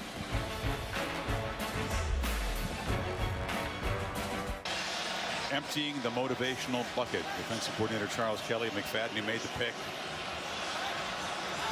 You want to be a coach? It's a tough job sometimes. He's been under the gun. He's first 4 or 5 weeks. He's putting everything into this game. So is McFadden, by the way. Yep. And as Francois on the offense tries to build on that takeaway. Cook navigating through traffic, picks up 5. McFadden was the Seminole who got flagged for pass interference that set up that game-winning 54-yard field goal by North Carolina. So he felt awful about it at the end of that game, but a big play tonight. He's had a couple big plays tonight. So now it's over to Francois and the Noles offense. And if you haven't seen this game tonight, the Canes don't feel threatened in the vertical passing game, so they are taking away the running game. They're putting everything, every effort to try to make Francois in the passing game prove that they can beat them. It's been tough on the Florida State offensive line all night. Dalvin Cook, as Fisher spends a timeout, a 54-yard run, saving tackle by Corn Elder in the first half. And the other 10 rushes, he's been held in check, though.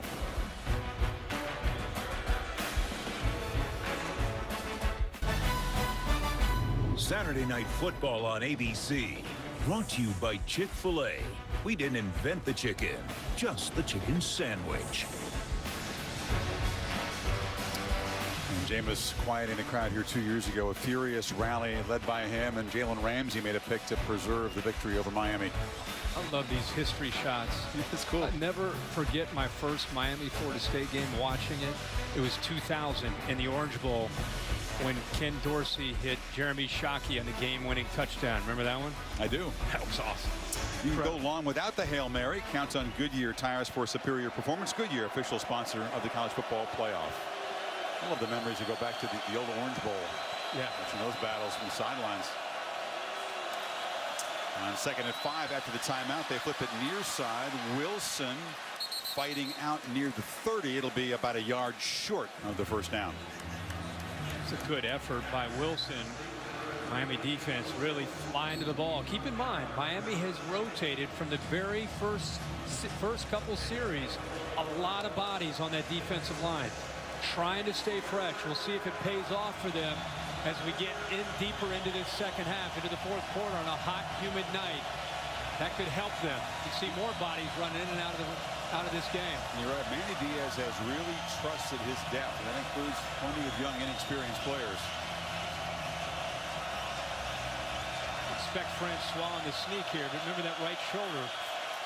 2 tight ends and a fullback in the game as Cook powers for a first down across the 30.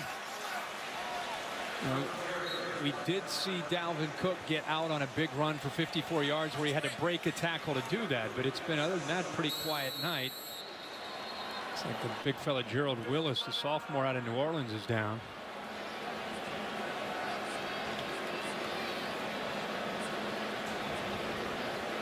Appears to be in some pain.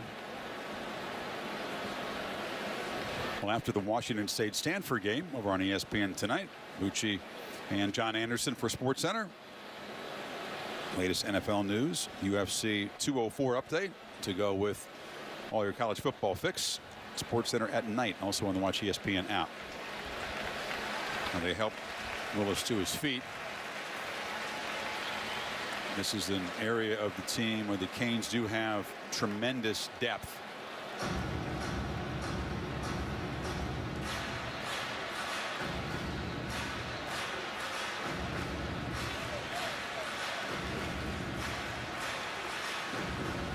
just 10 because of McFadden's interception in the end zone of the poor throw by Brad Kaya. And Francois can engineer a comeback. The Canes will regret that last possession, that last mistake. Their first turnover tonight.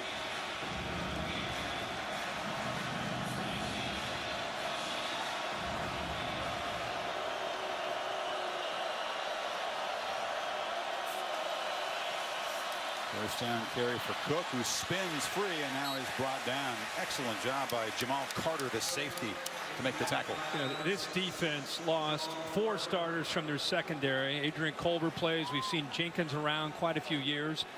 Jamal Carter's kind of a hammer back there. He did a nice job there. You have Corn Elder back there as well. They lost all their linebackers, playing 3 true freshmen. But boy, they are trusting what they see and not hesitant at all, especially defending Dalvin Cook in the run.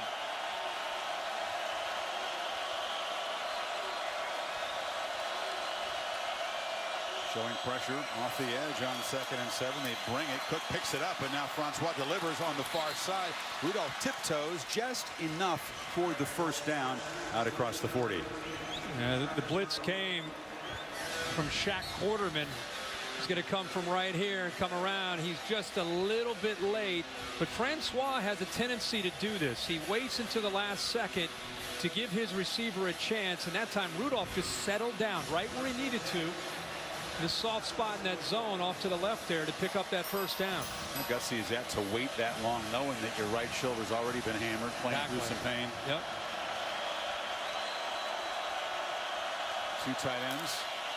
They fake it to Cook, and now Francois finally will take a shot downfield, and Cook is wide open.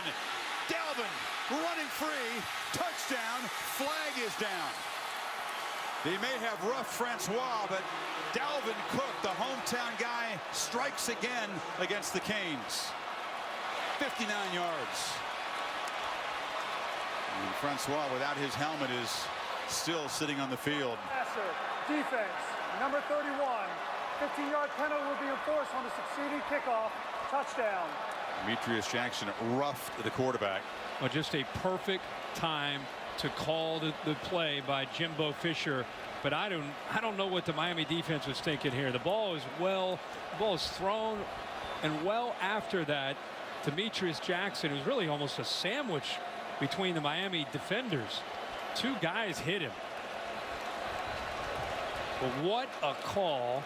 And there's the toughness again from Francois to hang in there, makes the throw, and gives Dalvin Cook a chance to get down that sideline on that rail route. Nobody picked him up.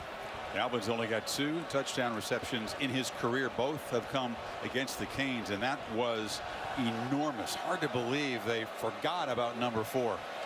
And the shot on Francois afterward was ugly. Back in the tent to be checked out again by the medical staff as Aguayo tries to cut the lead to 3.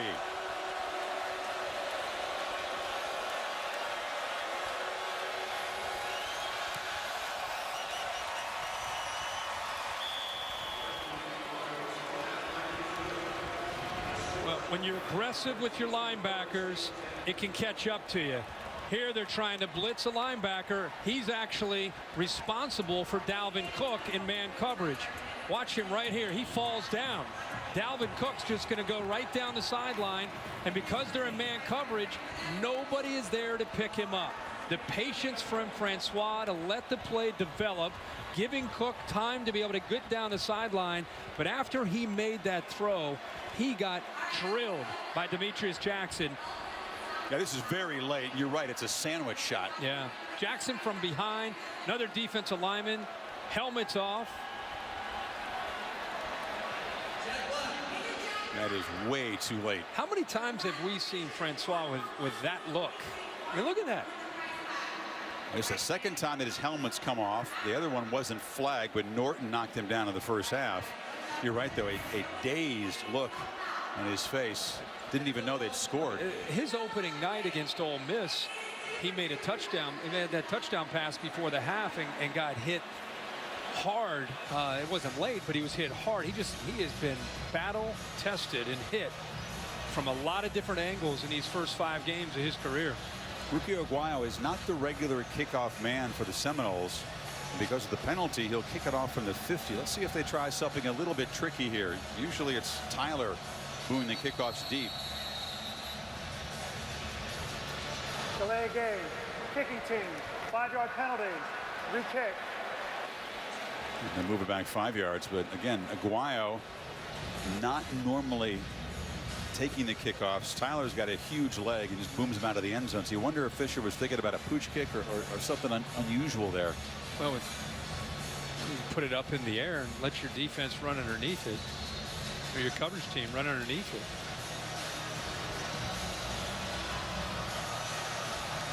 He was checking the sidelines. He was looking over there to see what they wanted to signal, and now he will pooch it, but pretty deep. And Berrios inside the 5 is still alive and brought down at the 13.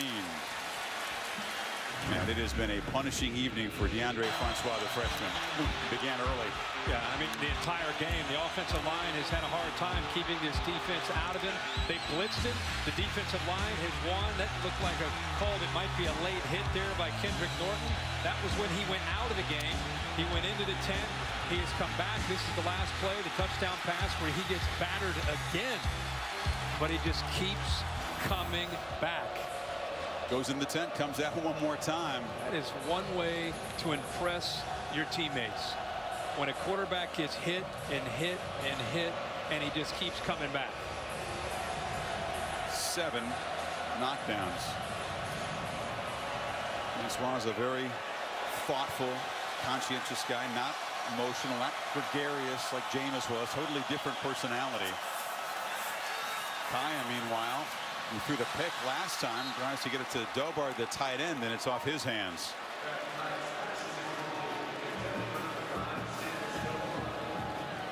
Francois, part of the Showtime program chronicling their season, got into his dorm room. These are his goals. They're on the ceiling of his room. He wakes up every morning, uses his cell phone flashlight to check out the goals. Retire mom, take care of his family. Academics very important. He's got a 3.2 GPA. You saw some trophies over there on the left side as well. There's a second down handoff to Yearby. A short gain. It's going to be 3rd and long now. I thought what was cool is he's getting up so early to get ready for school and football that the room is dark. And he said every morning to give him motivation, while the room is dark, he takes his cell phone with that light and he flashes it up to that ceiling and he looks at those goals just in case he wasn't feeling motivated or he was a little bit tired. He looks at those goals and it gets him out of bed and it gets him ready to go. So the Noles defense, a chance to get the ball back to Francois. Kaya facing 3rd and 8. No hands on the ground for the Noles. They use this look against Miami, trying to confuse the quarterback. It worked last year effectively, and there's an incompletion. Yeah, rush 3, dropped 8, but they still had an open receiver. That was just a case of the quarterback and his receiver just not quite being on the same page. It looked to me like Stacy Coley was actually running where he wanted to go underneath. And I think Brad Kaya was expecting him to just settle to the outside. But he had an opportunity there for the first down, but the miscommunication cost the Canes. Local to punt, and Naquan Murray, the sophomore, is now back to receive this.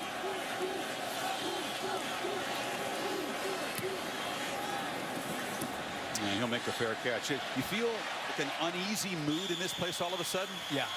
Yeah, the Canes were up 10. It was a party in here. Yeah. Been there, done that kind of feeling. Yeah. Noles back to work, down just 3. Well, like so many, our friend the Bear, Chris Felica, migrated from the New York metropolitan area down to Coral Gables to go to school. So let's bring him out of hibernation for the Aflac trivia question tonight. Bear? Thanks, Chris. Obviously tonight, Miami celebrating the 25th anniversary of the 1991 championship game. Everyone remembers Jerry Thomas missed that field goal in the 17-16 wide right one. But who scored the winning touchdown for Miami in that 17-16 game? They honored that team at halftime, but we were eating a sandwich. We weren't paying attention to those guys. Man. I'm gonna guess Lamar Thomas. Was he? He was on that team. Sure. Was he on that team? Yeah. Francois, gets it up to Whitfield. Had to get it up and over the defender. All right, Mr. Felica, give it to us. Let's answer that question. Aflac trivia question for you. It was Larry Jones. Oh, okay. With Horace Copeland, the other wide receiver, had a big fourth down conversion on that drive. By number the way. 23, Larry Jones. Correct. Right? 17-16 still in play here tonight too, boys. Good Gino, Toretto over there in the far right, in the shirt. green. That was the year before he went and won the Heisman Trophy. Horace Copeland, 88, right there. Second and 4. Cook cuts it back, slides for a short gain. Third down coming up. That's when the Canes would score a touchdown and do a backflip. They shoot the pistols on. Run up Randall the ramp. Thrill Hill. Take their helmets off. Now this crowd trying to get back on its feet. Help this Miami defense. Not the same party atmosphere. Not as much confidence from the faithful here. The way the Noles have clawed back in this. Watch these athletic defensive linemen try to shoot the gaps. The Noles will have to tighten those splits down. Linebackers coming after him. Izzo in motion, 2 tight end look from the I formation. They fake it to Cook, and Francois rolls out, takes a shot, delivers, and it's catch is made. Maven Saunders, the tight end, is Francois again favoring that right shoulder. And a gutsy call where you know that the defense is going to come after you. He's going to drag across. Look at the pressure. Does a good job. He gets hit again, and a heck of a throw and a big time catch there. Look at that beautiful shot there to see Saunders go into the air to make that play. Rangy, athletic tight end out of the Bahamas. He's still learning football, but he's improved as a blocker. He's earned his playing time this year. Big completion, and now Cook tries to bounce it and cannot quite get the edge. Sean Jenkins did well to get out there. Yeah, Cartel Jenkins did a good job of blowing that play up at the beginning. He got into the backfield, beat Kareem R, and forced Dalvin Cook to bounce that to the outside. Cook, because he's so talented, lucky to pick up some yards, and now we see the freshman right there go down, Landon Dickerson. Wear and tear and a humid night beginning to show. We'll take a break. Another reminder, Tuesday night on ESPN, 10 Eastern, The Undefeated presents A Conversation with the President. Sports, race, and achievement, a 1-hour forum. President Obama from the campus of North Carolina A&T, hosted by Stan Barrett, also on the Watch ESPN app. So the Seminoles, it's down 13-3, get the third quarter touchdown, and now on the move again. Inside of 5 to play in the third quarter. 2nd and 8. Empty backfield. Good protection. Dumped off to the tight end Izzo, who stretches and fights. It'll be just short of a first down. Quarterman held on for dear life. Yeah, he did. And Roderick Johnson was assigned to try to make the block there on Quarterman, who's had a big night. Again, the true freshman. Doing a good job in the middle of that defense, but not a bad call there to give the Noles a chance here on now. Again, another third down and short.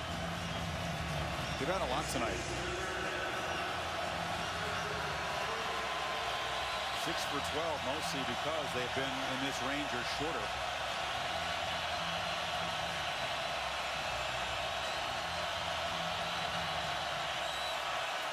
James brings some pressure. It's picked up, and another strike is delivered. That's Auden Tate, who fights for a first down near the 20.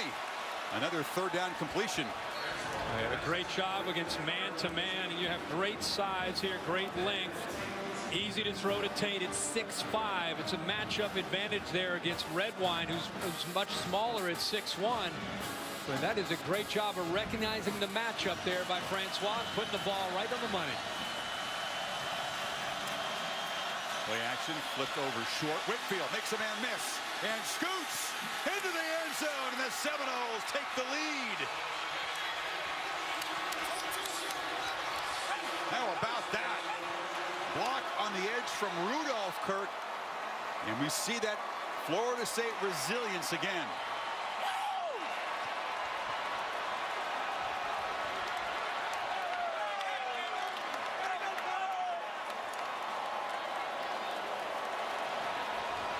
60-yard drive, 7 plays in 3:34, and the Noles lead for the first time tonight.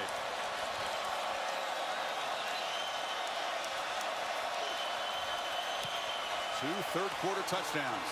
Chris, this is all DeAndre Francois, their own version of a run-pass option.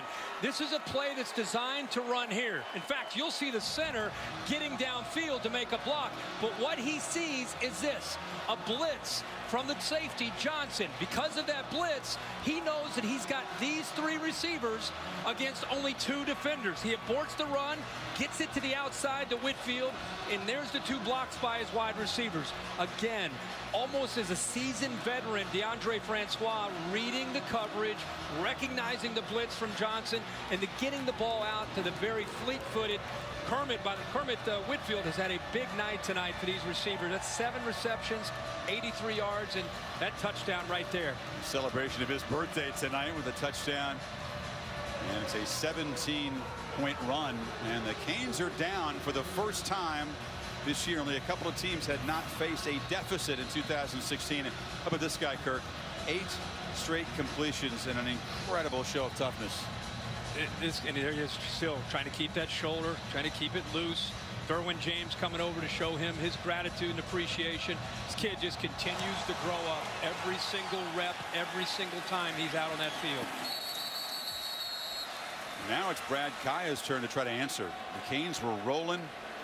Kaya playing very well, but the pick in the end zone by McFadden turned this thing around.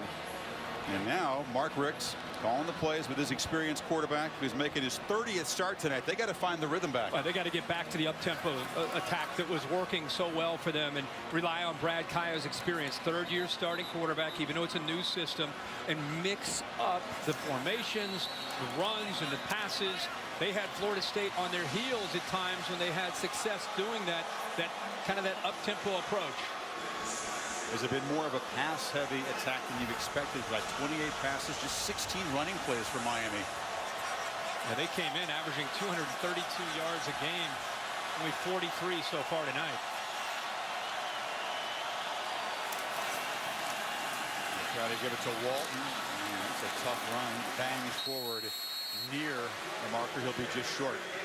Yeah, Yearby and Walton both in the first 4 games of the year kind of led the way, set up their offense because of the threat of that running game. Now here they get back into that approach. 2nd and short. Walton gets the first down, driven out at the 40. Both Yearby and Walton. And here comes the flag. So add 15 more on a mental mistake by that Noles defense. Yeah, it's Ermon Lane who's moved over from wide receiver. Very surprising to see him make a poor decision. The Noles right now, with all the momentum in the world, he's way out of bounds. Unnecessary roughness. Defense. Plus, it wasn't much. 15-yard penalty. Plus the push and the extension. Are you more likely to get that call when you're on the opponent's bench, maybe? Well, it's the intent. It's the effort. Even though it wasn't, you could say that much, he was already out of bounds, and it was the fact he extended his arms and gave it a little bit of a oomph when he did it. That kind of catches the official's eyes every time. Seeing how costly that proves. Moves the ball to the 45. Just like that, they're across midfield.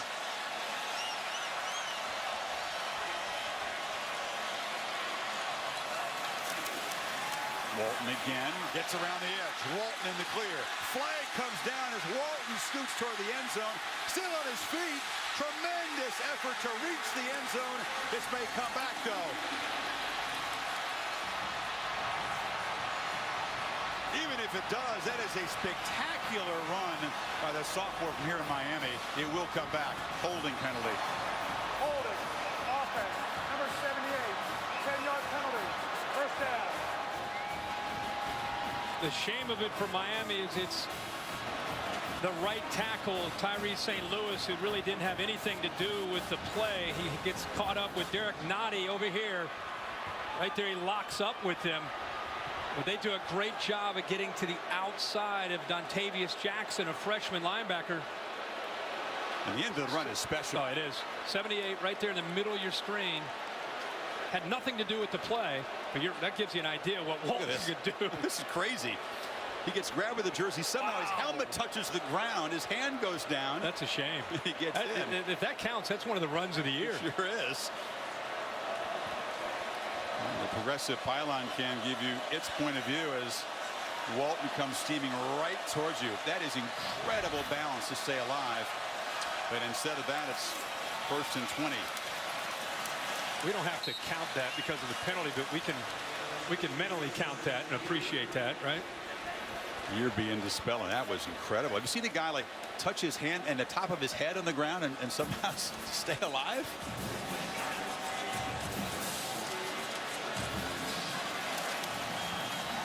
This is Yerby, another running play. So interesting approach and a murmur among the crowd here.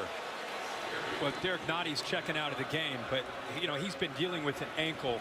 They said he had a dominant camp. They expected huge things from him, like a Timmy Jernigan type of year, but he's been nicked up. Tonight you can see what they're talking about. He's healthier, he's been very active, and he is getting off of blocks and making his presence felt there in the interior of that defense. Other guys fighting through some pain. In his case, it's the ankle. See, just look at him stalking here. He's kind of walking around here on 3rd and long.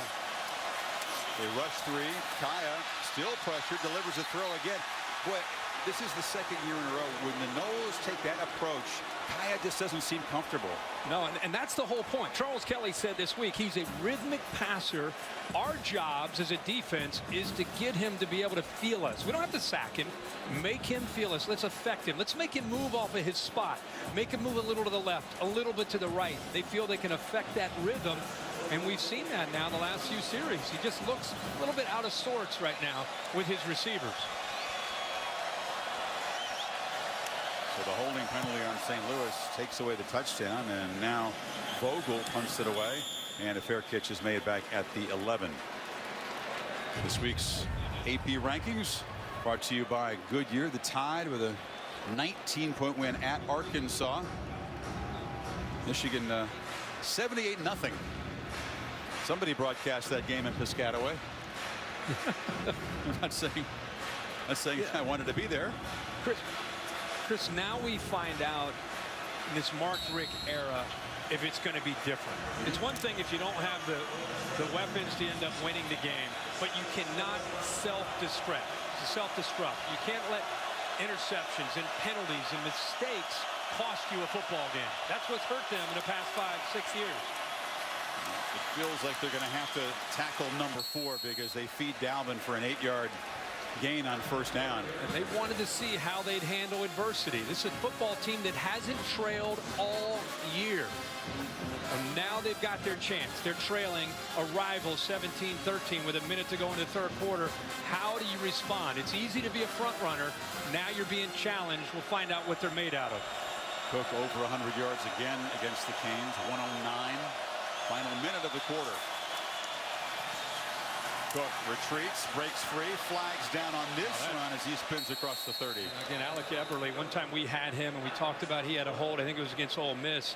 I don't know if he's a WWE fan, but he likes to get active with his hands. Holding. Maybe he's a wrestler in high school. I don't know. 10-yard penalty. The different rules on the mat than the field, though, I think. Yeah, you can't grab a guy and just throw him to the ground. He's in the middle, the center. Went ahead and just said, I'll just take that shoulder pad, and nobody will ever see that. R.J. McIntosh. They saw it all right.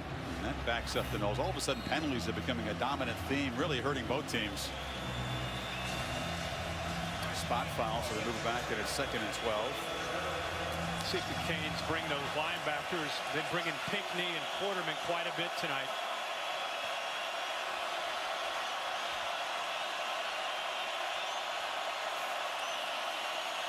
Schwab protected, delivers across the middle, catch made on a huge hit deliver, but holding on to the ball was Bobo Wilson. I don't know what was more impressive, the fact that Francois squeezed this into such a tight window, or the catch by Bobo Wilson to be able to hold on to this knowing that was coming into him.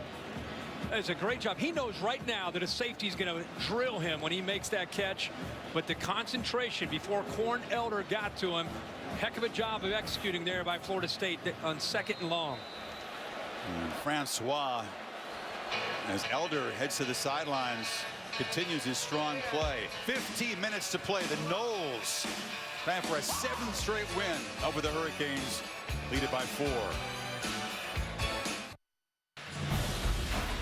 And welcome back to ESPN Saturday Night Football on ABC, and this presentation of the ACC on ESPN. Cross-divisional game between these two rivals. There's DeMarcus Walker. After all the turmoil and the struggle that this team has been through, if I'm a Florida State fan, that's what I love to see right there. The leadership from a defensive player coming out into the timeout to talk to those linemen. He's one of the guys that Fisher can count on to be a leader on this team. Cook is another one on the offensive side, and a tough run as we check in with Cassidy Hubbard for a studio update. Thanks, Chris. Taco Bell studio update. A lot of Pac-12 after dark action. Oregon State hosting Cal. Take a look at this run by Ryan Nall. Nifty cutback and turns on the Jets. The Beavers up 24-10 on the Golden Bears. Nice little stiff arm right there, too. That with 14 to play in the third. Chris Herbie, back to you. All right, Cassidy, thank you. Cook again.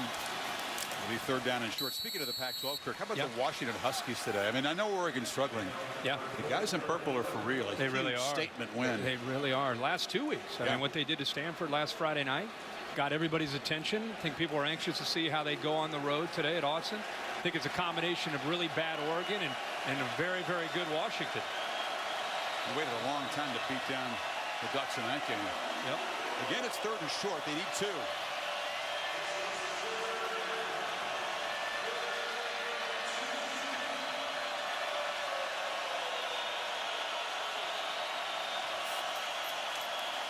Cook picks it up again. The success on 1st down has been enormous for the Noles tonight. To stay ahead of the count, as they say. Yeah, absolutely. They've been in a lot of 2nd, medium, 3rd, and short.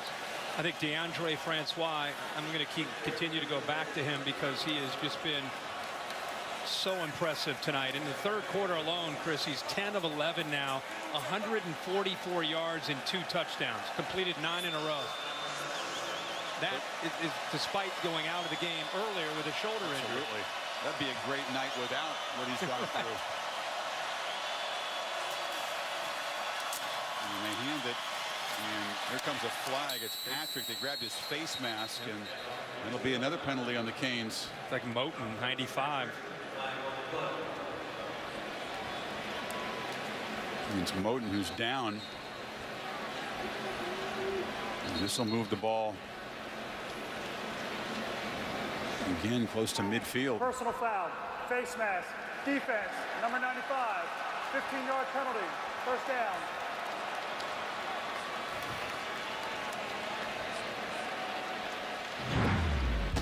We've been talking about Francois and his toughness tonight. It's been tested, been hit a lot. This is a touchdown throw where he waited until he could get the ball thrown to Dalvin Cook. That's a heck of a job there on 3rd down to get the ball to the tight end, Saunders. Just kind of in sync and rhythm and feeling very, very good. He and Jimbo Fisher together, and that's his last touchdown to Kermit Whitfield. So the ball at the 42, and after again fighting off the ropes, 13 zip down, the Noles now a chance to stretch the lead and really put some pressure on this Miami offense.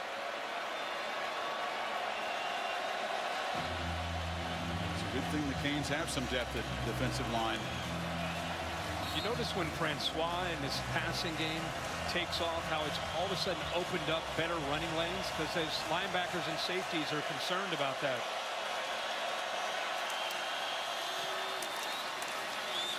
Not much there.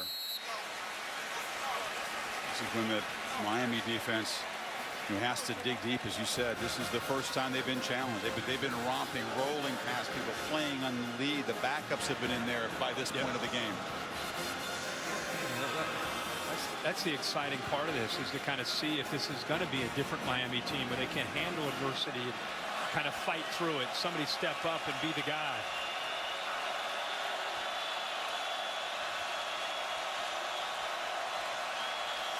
Second and 9. Francois keeps it. They dump it short. And Wilson Gets a block, cuts it back, fights out of bounds near the marker at the 33. It'll be another 3rd and very short here. Yeah, you have linemen downfield. Chris, you have linemen downfield blocking, but the good thing is he catches the ball behind the line of scrimmage, so it doesn't matter. That was the key, the throw there, keeping him behind the line and not taking him downfield. Here's a first down. Yep. 9th play of this drive.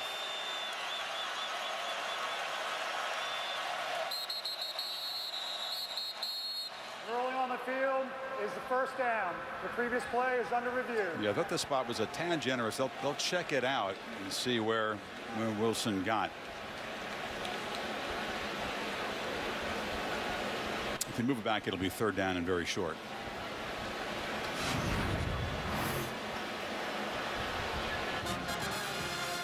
Just to get to the 32.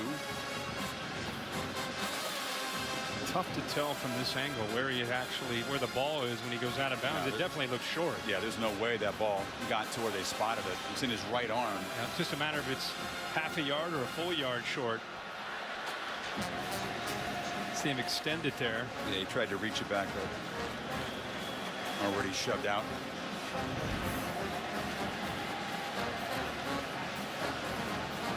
Joe Ryder, the replay official, and the folks in Greensboro who are collaborating with him, had a busy night.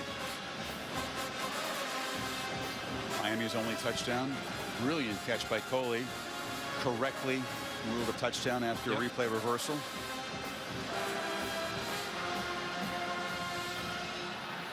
Rick's, head coach, sure, but he's play caller too, Kirk. So he's got to check that chart and see what he can count on, see what he can go with next time Kaya goes back out on the field. Well, that's the thing, is being a head coach / offensive coordinator, he has to keep his eye on what's happening with the replay, but the other eye is looking at the play chart and thinking, okay, we're going to hold him to a field goal here. Are we going to get a stop? Are they going to score a touchdown? And how's that going to impact his play call? He turns the defense totally over to Diaz and lets Manny Diaz run that part of it. Because calling plays and being a head coach, your plate is plenty full. You need to trust this guy to run the defense. It's such a change from where he's been for the last 8 or 9 years in Athens. I mean, he was more of a, and he would tell you, he's more of a CEO. He had a defensive coordinator, an offensive coordinator, and of course he was right in the middle of all of it, but he was really just trying to help on both sides of the ball, but he really trusted his staff. It's taken a long time, Dave, to look at this replay. I mean, it looked like Wilson was in the air trying to extend the ball toward the marker. How do you see this one?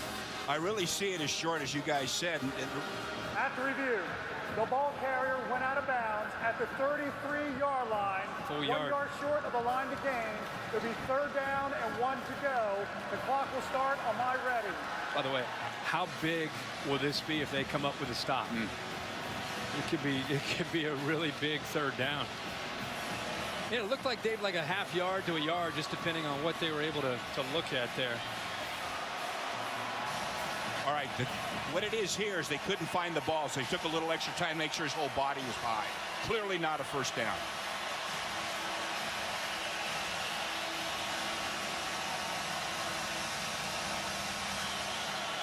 You feed Cook here. You know they're going to bring a couple of tight ends. Probably that fullback Stevenson in there to block for him.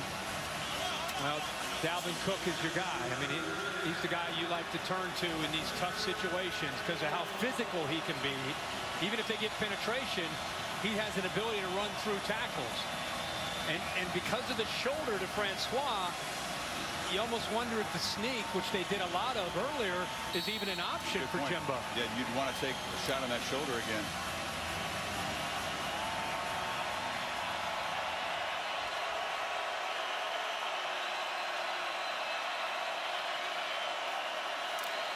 Cook picks his way for a first down and almost broke it. Just holding on was Redwine, but the Knowles do move the sticks. Watch the left guard, 72, Kareem R. He's going to follow him on the power play. Nice job of the right side of the offensive line, collapsing down a very physical Canes defensive line. Opens it up and picks up an easy first down.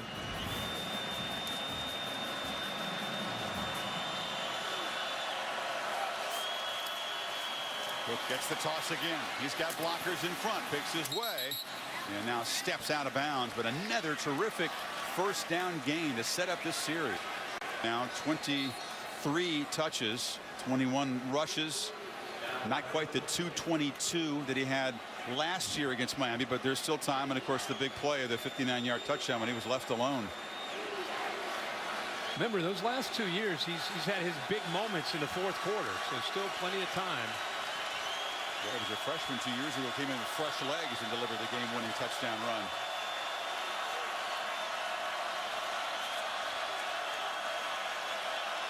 The Miami defense holding to a field goal attempt here. Cook, kind of a deep handoff, some hesitation there.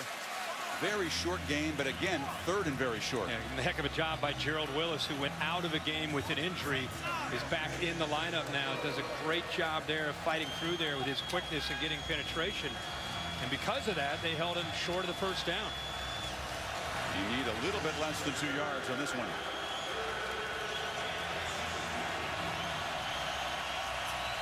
Man, these two teams are just slugging away now. Another physical test.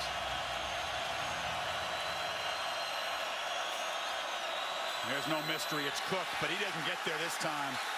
They're shooting the gap was Darian Owens, a reserve linebacker. It's fourth down. That's exactly right, Chris. Good eye. Darian Owens does a nice job here. Nobody picks him up. He doesn't hesitate. He's going to shoot that gap from the backside to be able to negate this play.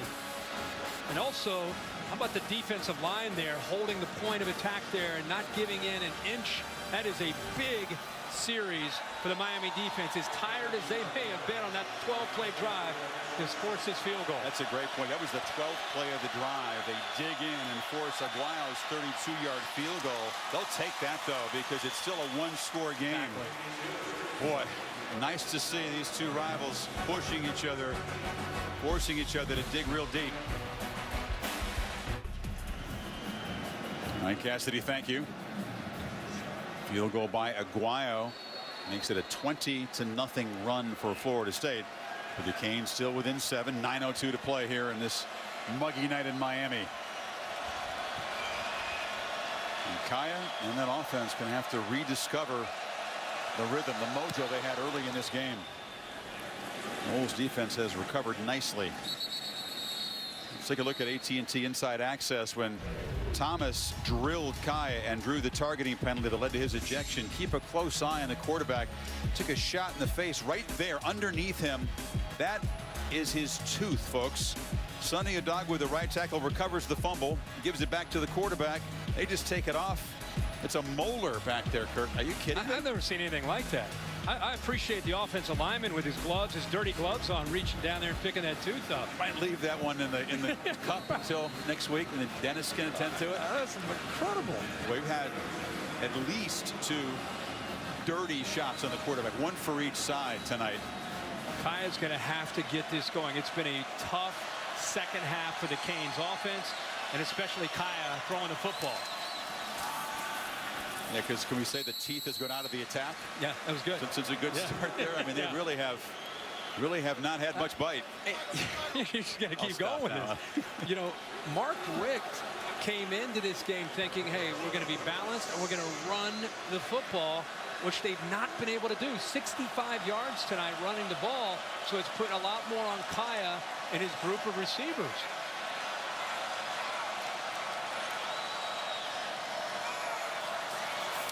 On 2nd and 8, Kaya delivers again. Excellent coverage. They're all over the tight ends tonight. That was Herndon, well covered by Hoskins. And you know, we talked all week about the Florida State defense. Their fans have been talking about what the heck's going on here. Think about 9.4 yards per attempt. That was 127th in the country. Tonight, only 6.4.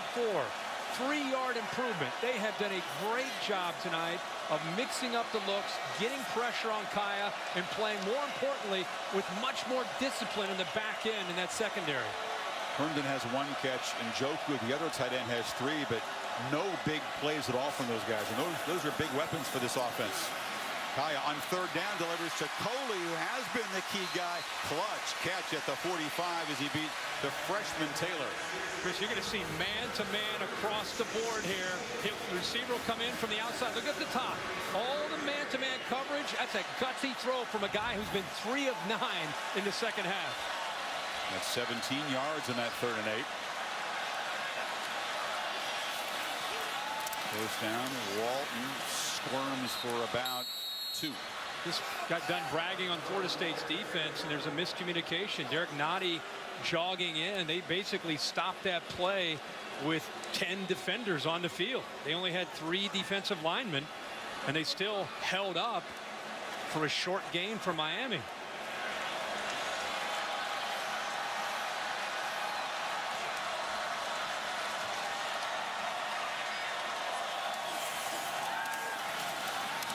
Slant. Barrios can't make the catch, and now a couple of flags come in. White was in coverage, but they may have flagged a hit on Barrios after the incompletion. Either that or it could have been early on Marquez White. There was a lot of contact. Defense, number 27. The ball You got it. at the spot of the foul. First down. It wasn't necessarily where you saw the ball try to get to Barrios. It was a lot earlier when the ball was in the air. He just kept jamming him 5, 7, 8 yards downfield. There's a lot of contact there, and it wasn't necessarily at the end of the play. It was earlier, right when the ball initially got into the air.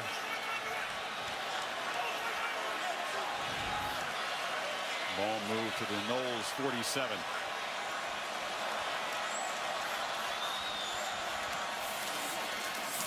This is Walton. And they continue to test the middle without much success. Dontavius Jackson, the freshman linebacker, on the stop. The Knowles and Charles Kelly are saying we're going to leave our corners on an island. We're not intimidated. We're not afraid of that vertical passing game, even though you've hit a couple. They put everybody at the line of scrimmage based on the formation and the down and distance. They read the tendencies, they assumed run, and they guessed right for the loss. Remember, Kaya had that big 4th quarter last year throwing the ball. On 2nd and 11 in the pocket. He's dropped. That was Derek Nottie who got him. It'll be 3rd and very long. Nottie gets him, but an assist goes to DeMarco Walker, who forces him to step up in the pocket. Watch at the top. 44 forces him to step up. Nottie just dominates the inside. We just got done talking about what a force he's been now that he's healthy. And Linder just did not have a chance against that quickness and power. You see in the right there? On Dogwood, the tackle got rolled up on his knee. That did not look good. Let's take a break. Saturday Night Football on ABC. Brought to you by AT&T. Mobilizing your world. And Ford. We go further so you can. Knowles trying to make it 7 in a row over Miami, would equal their longest streak in the series. Aerial coverage brought to you by Goodyear. No matter what route your vehicle runs, choose Goodyear for superior performance. Goodyear, official sponsor of the college football playoff. So after the sack, it's 3rd and 17 for Miami. If they don't convert here, maybe just one more chance to get back into this thing. Kaya stepped up, sack on back-to-back plays. That was Josh Sweat, the Buck linebacker. Remember Josh Sweat when he was questionable for the Louisville game? You take him out of this pass rush, it's a significant loss. Charles Kelly is fired up, and I don't blame him. Here he is right here, just using his speed. Does a good job of getting around him. You can see he's not quite 100%, but still quick enough to get around Trevor Darling there. Only 2 sacks allowed by Miami in those 4 easy wins, but 3 tonight. Those guys in orange up front getting whipped lately. And Vogel's punt fair caught at the 15-yard line by Wilson. So 5:48 to play, and the Knowles sitting on a 7-point lead. Quarterback comparison is the Pacific Life game summary. The stats, Kirk, are pretty similar. But that one interception in Kaya's column there, that pick by McFadden in the end zone, really turned things around. I agree, but I think this is a case where the stats don't really tell the story. Right. DeAndre Francois has played a great football game tonight, beyond the stats, getting hit the entire night, and just he hasn't flinched. He just continues to come back. What I want to see here is Jimbo Fisher with a 7-point lead. How does he attack this Miami defense? Because the Canes defense needs to make a play to get their offense a short field. Have to tackle Cook, and they do behind the line. Quick penetration by Michael Pinckney, the linebacker. I can't stand it. We've seen a lot of great young players tonight. We've talked so much about Francois, but Michael Pinckney and Shaq Quarterman, Joe Jackson on the defensive line. There's some true freshmen out there that were playing high school football last year. And tonight, they're in the Miami-Florida State game, and they're making plays and playing with poise.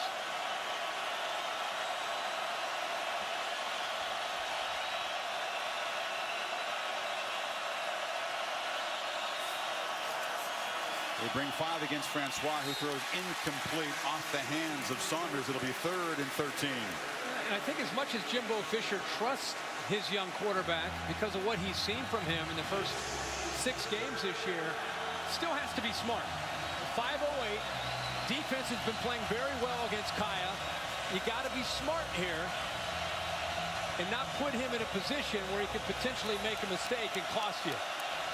Because Miami desperately needs a break. They desperately need to give Kaya great field position. First time in a long time, Kirk. The noise is back. Canes rush for Francois from the pocket, delivers into traffic, incomplete, and a flag comes in very late. Carter and Jenkins converged on Whitfield. It wasn't interference. Was it a personal foul? Well, you got to think it's going to be targeting potentially. Defenseless player. I just want to see where the contact was. We have Dave Kataya up here to help us. Personal foul. Targeting. Yeah. Defense. Number 6. 15-yard penalty. For everybody at home, of course, you can review this. It can be looked at. Dave, why don't you hop in and help us with that rule this year? Every targeting penalty is reviewed, regardless of what. So you have it here. Looks like he hits him in the chest to me with his we need shoulder. to see another look. It looks like the primary contact was into the chest area. Let's see.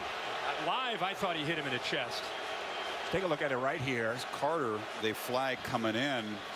Whitfield's helmet does snap back. Doesn't I think it's a reaction because he got hit in the chest.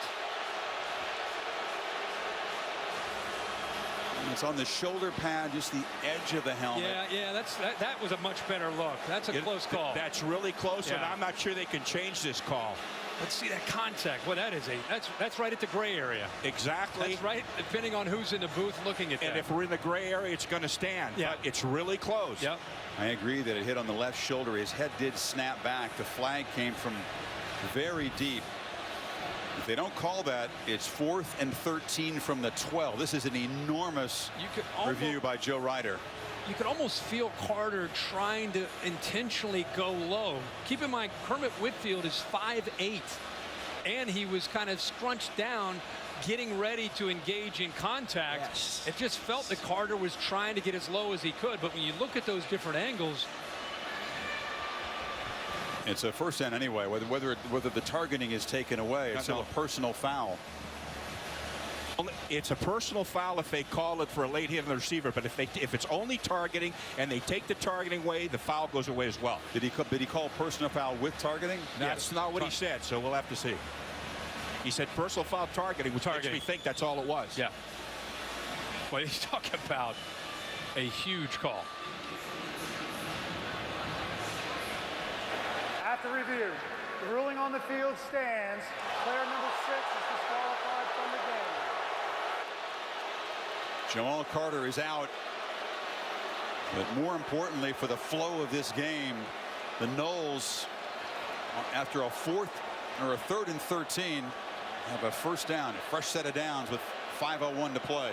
And not to mention Mark Richt now loses. There's debris coming down now. Mark Richt now loses one of his leaders in that secondary. Yeah, they're going to have to hold up the game. You're right, Kirk. Debris is flying into the end zone and out of the upper decks. This is shades of the old Orange Bowl crowds, which would get frequently out of hand. This is going to be a lengthy delay now. And the Miami players are really frustrated with their fans. I mean, there is debris everywhere. And Jimbo Fisher just said, why is that not 15 yards? He's going to talk to the head official and ask him if that should be a 15-yard penalty. I mean, there is debris. The entire field at that end is littered with debris.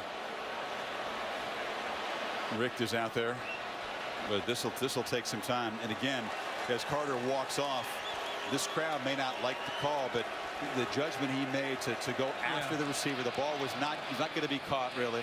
And my feeling, as I said, it was in that gray area, and it's in the gray area, you're going to have to go with the call in the field.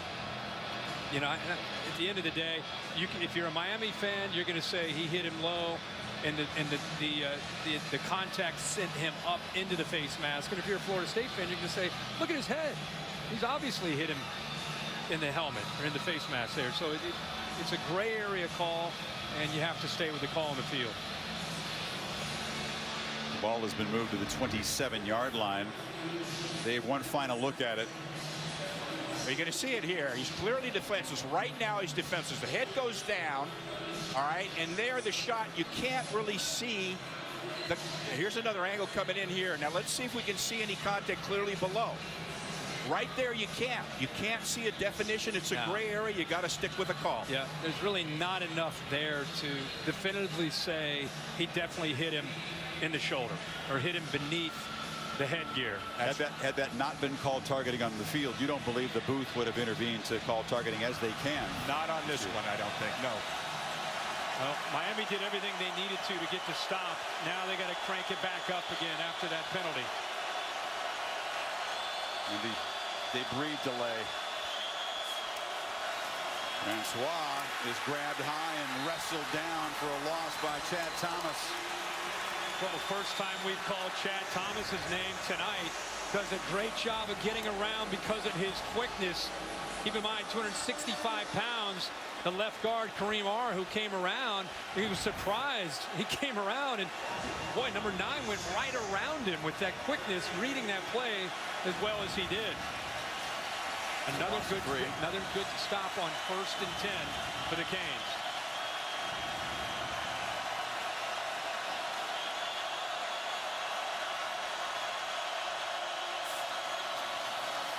Cook into heavy traffic, battles hard to get back to the initial line of scrimmage. Quarterman and Thomas combining that time.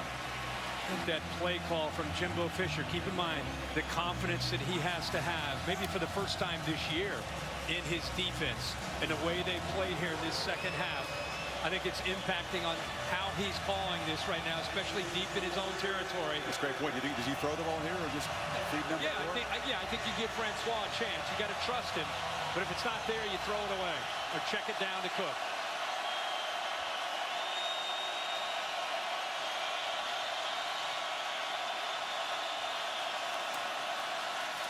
Pressure. Throws off the back foot and just fires it into the bench. It was Thomas again making his presence felt, and it's 4th down. Miami's defense makes a stand despite the targeting penalty, and now a Knoll is on the field there, and that's Kareem R., the left guard. Again, we've seen the big boys on both sides in the trenches feeling the wear and tear of this punishing game. And by the way, Chad Thomas, I was wondering if he got outside of the tackle box. Offense, lost it down at the spot of the foul. 4th down. After consulting, you're right, they call an intentional grounding, which will move it back, and still 4th down. Again, for the fans, when you throw it away, you've got to get outside of the tackle box. And does he get outside? That's kind of the area that he's in, inside that pocket. He's inside the pocket, and now he throws it up here. There's nobody up there. The receiver's cutting to the inside. There's nobody up there. But if he doesn't get outside of that tackle box where he can throw it away, as long as it goes beyond the line of scrimmage. So it looks like Brad Kayakirk is going to get the ball back. 3:32 to play. Miami has all 3 timeouts. Desperate to snap this losing streak. against the Noles, and a potentially career-defining moment for Kaya if he can lead a comeback.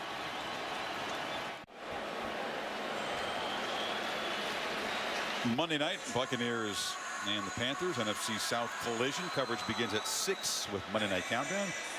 And then the ball game at 8:15, also streaming live on the Watch ESPN app. Still down on the field is Kareem Marr, the guard for the Seminoles.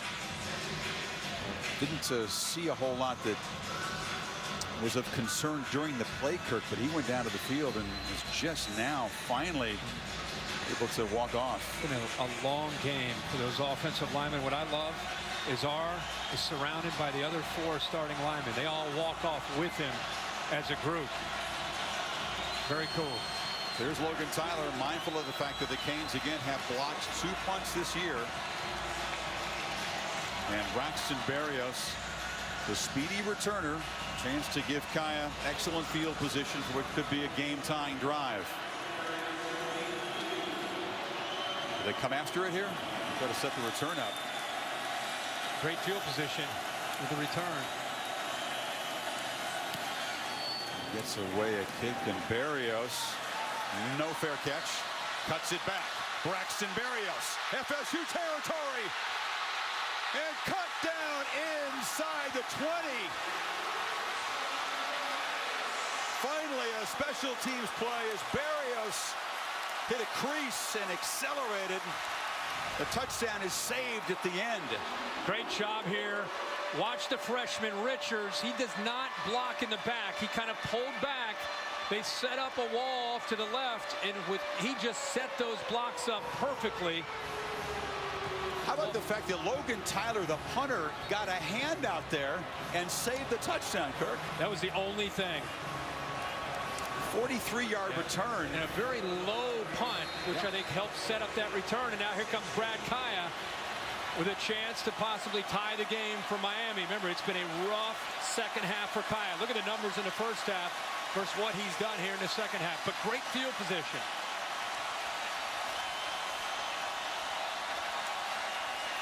From the 16, it's Walton. Cuts it back. Knocked down hard after about a 5-yard gain. Isadora leading the way there. It's tough sometimes to get wide against the speed and athletic ability from this Florida State defense. You can see Sweat coming in as well to clean that play up, but a good gain of 4. No rushing touchdowns for Miami tonight.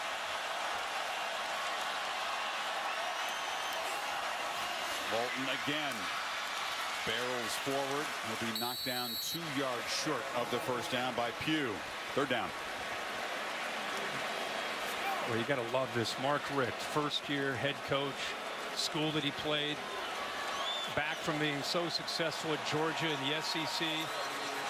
Crunch time in his first Miami-Florida State game as a head coach of the Canes, and it's coming down to this.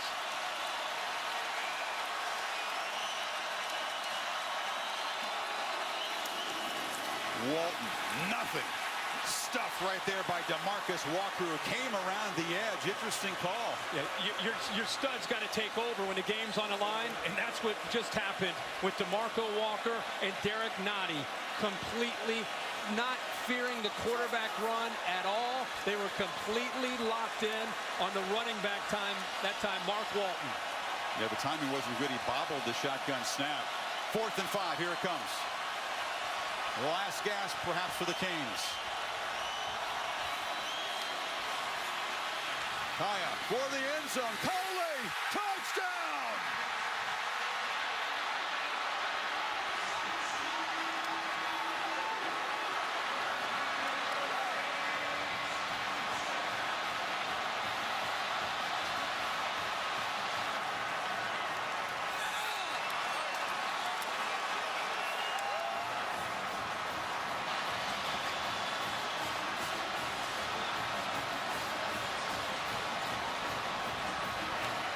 A 4th down touchdown, and Michael Badgley, who's made 72 consecutive PATs, must deliver one more to tie the game with 1:38 to play.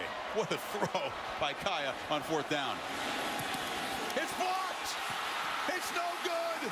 The Noles blocked the PAT. streak ends at 72 in a row.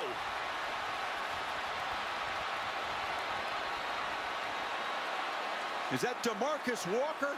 Yep. Made the block. There's a couple of flags down. Let's check the markers, but the Canes are walking off. After the play, we had dead ball unsportsmanlike conduct fouls on both teams. 98 of Florida State and 63 of Miami. That is both of their first unsportsmanlike conduct of the game. We will have a kick from the 35-yard line. Nobody's been more automatic making PATs in college football than Michael Badgley. Watch the hold. Little bit of maybe affects the rhythm there, but no question. And it's DeMarcus Walker gets his hand on it and knocks that ball away.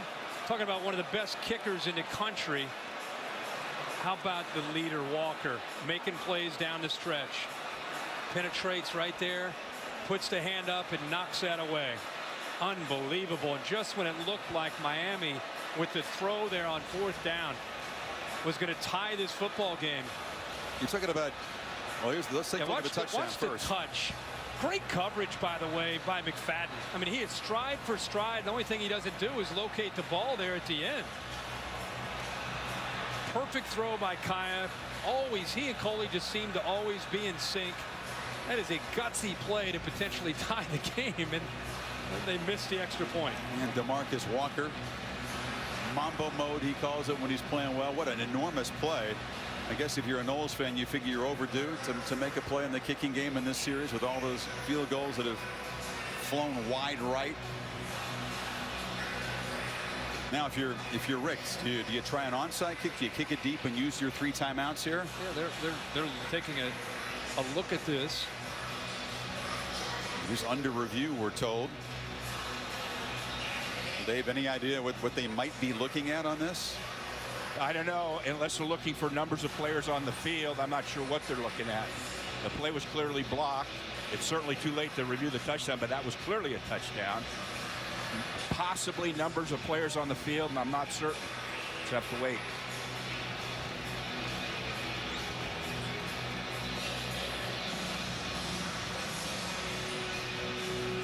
Let's see if Daniel Isadora, there, number 63 from Miami, yeah, takes the helmet off and slams it down. That'll cost you 15.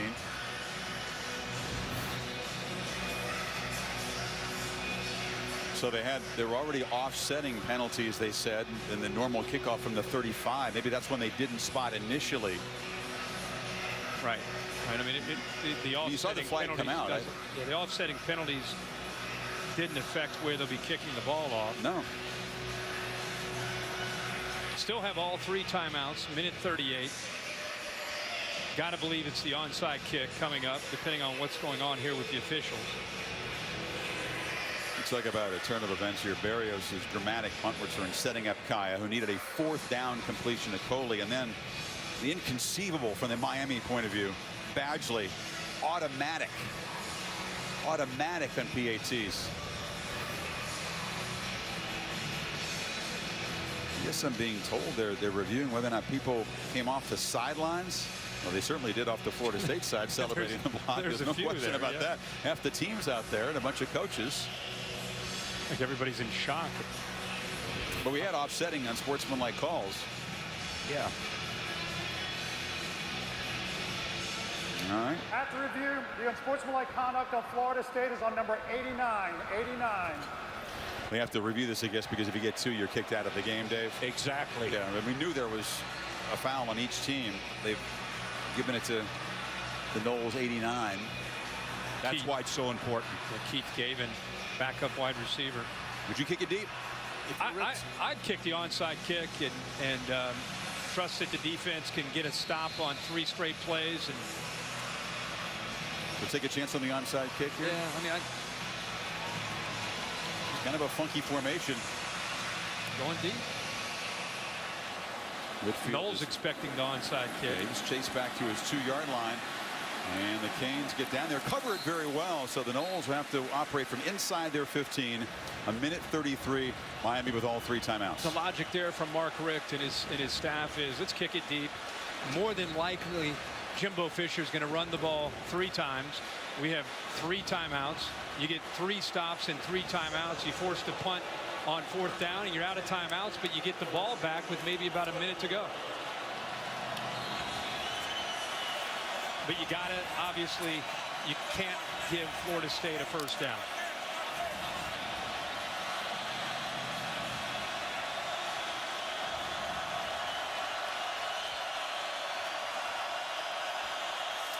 Cook takes the toss and gets nothing. Met immediately right there by Michael Pinckney, and they do spend a timeout.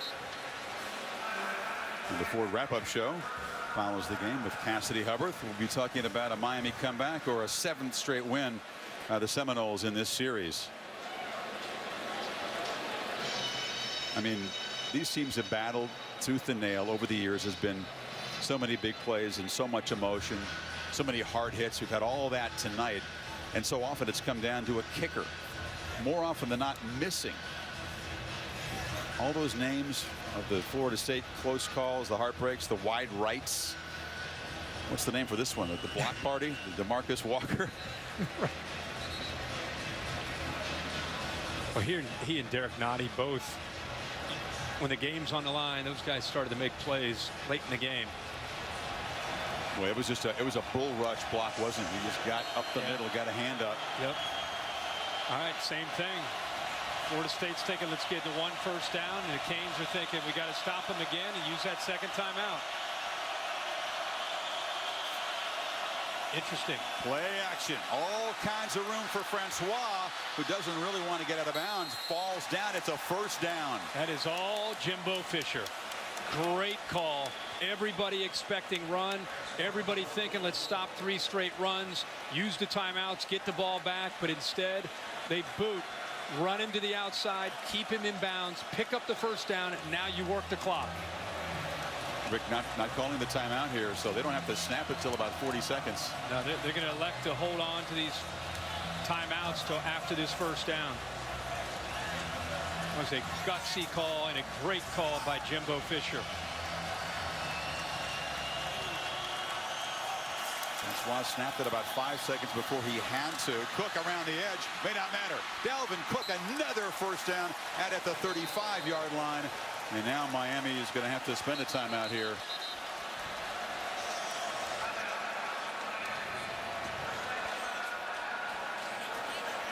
You know, Sunday morning, tomorrow 10 o'clock Eastern over on ESPN, NFL Insider Sunday edition has all the news, fantasy updates at 11 o'clock. The new Sunday NFL Countdown takes you right up to kickoff. Both shows also streaming live on the Watch ESPN app.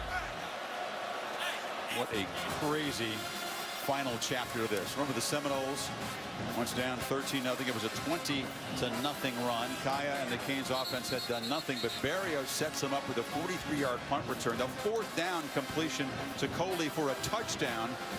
A block PAT to Marcus Walker. This says a lot about the Florida State resiliency, everything that they have been through this year. Some tough losses. Most recently last week on a last-second field goal at home against North Carolina. They get down early in this game, and they just keep plugging away, and that young quarterback just kept making plays, and the defense kept making plays. Final timeout for Miami right at 40 seconds. They lose on the kick of the life by Nick Wilder of Carolina, 54-yarder. Now you win on a block PAT, something that has been absolutely automatic for Badgley. All right, tonight's Street Cred brought to you by Allstate. Yeah, it's something we've been doing all year with Allstate. Hashtag Street Cred on Twitter. Kind of look for the team of the week, and some great choices, including this game tonight. But we're going to go with Navy with a big upset over number 6, Houston. They beat them 46-40. And Lee Corso actually picked that. So congratulations to the Sunshine Scooter for the pick, and also for his Knowles. Yeah, maybe finding a way to win here. Shot of Badgley there, and the final kneel down by Francois is going to be a 3rd loss by a total of 10 points in the last 3 years, and they had leads in the second half of all of them. And this Florida State team is going to improve to 4-2. They get their first conference win. Keep slim hopes alive for the division title. They got to beat Clemson in a couple of weeks at home. Hope the Tigers lose another game. Hope Louisville loses a game. But for now, forget all that. It's Francois, and a testament to toughness. And Fisher still perfect against Miami. And DeMarcus Walker, he expects him to rush the passer, to tackle the ball carrier, but comes up with that big high reach and a block PAT to preserve the victory. Cook rushes for 150 yards. And you go back to Sam with Jimbo Fisher. Yeah, Coach, you just said wow. How would you describe what you just experienced? Florida State, Miami.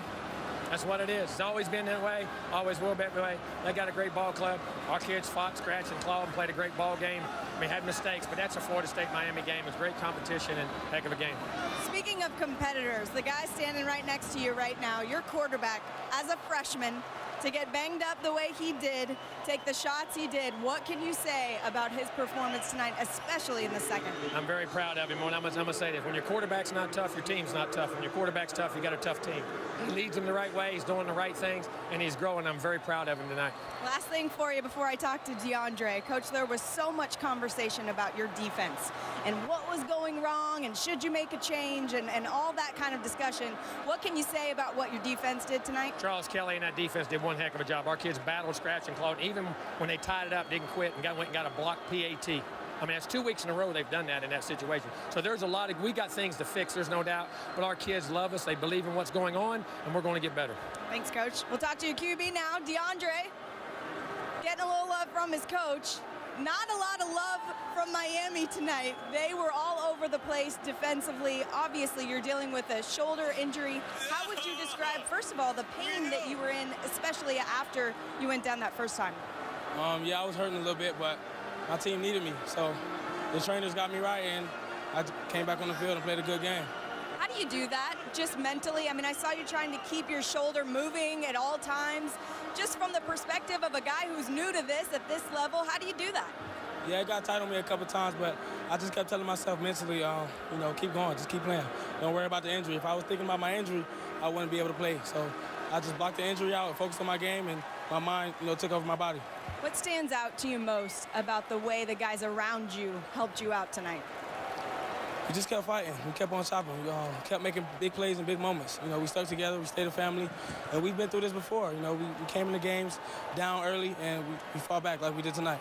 But not as a starting quarterback against Miami. So what's it feel like? It's got to be, I know you're hurting, but it's got to be a little bit fun, right? Yeah, it's fun. I'm happy. Yeah, I'm real happy. Really happy. Go get healthy. Thanks, DeAndre. Sam, thank you. Great job. 11 of 13, 152 yards and 2 touchdowns in the second half. He also ran for 5 first downs as they'll take a piece of the sod here, put it back in the sod cemetery in Tallahassee. Fisher, Kirk mentioned the defense. They held the Canes to 276 total yards tonight. Just an incredible game, and I thought what he said to Sam was perfect. This is Florida State Miami, and this is kind of what you hope for is a competitive game as Dalvin Cook gets his 3rd win over the Miami Hurricanes in the town that he grew up in. Decided to go play college ball up in Tallahassee. He's fired up. But it was great. It was back and forth. Miami came out, kind of showed that this is a new era with Mark Richt, and then give DeAndre Francois and this Noles team, a much battered Florida State team, a lot of credit for the way they persevered and fought back. A couple things that really turned this game. Miami was rolling. Kaya threw a pick in the end zone. His bad throw. McFadden, who's been an embattled player in that secondary for the Noles, he made the pick that turned things around.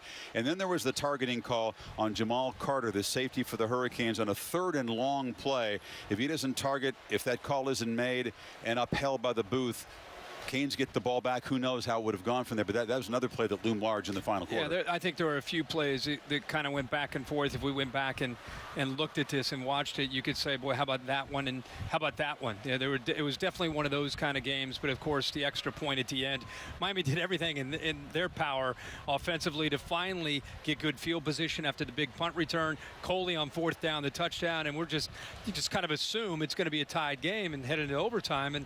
And Walker comes up with a big block PAT, and that's what you have to do in rivalry games. Miami loses for the first time. down to 11 undefeated teams. Here's your top 4. The Huskies have moved up into the 4 position after a big win in Autzen Stadium. Yeah, I flipped Alabama and Ohio State at 1 and 2.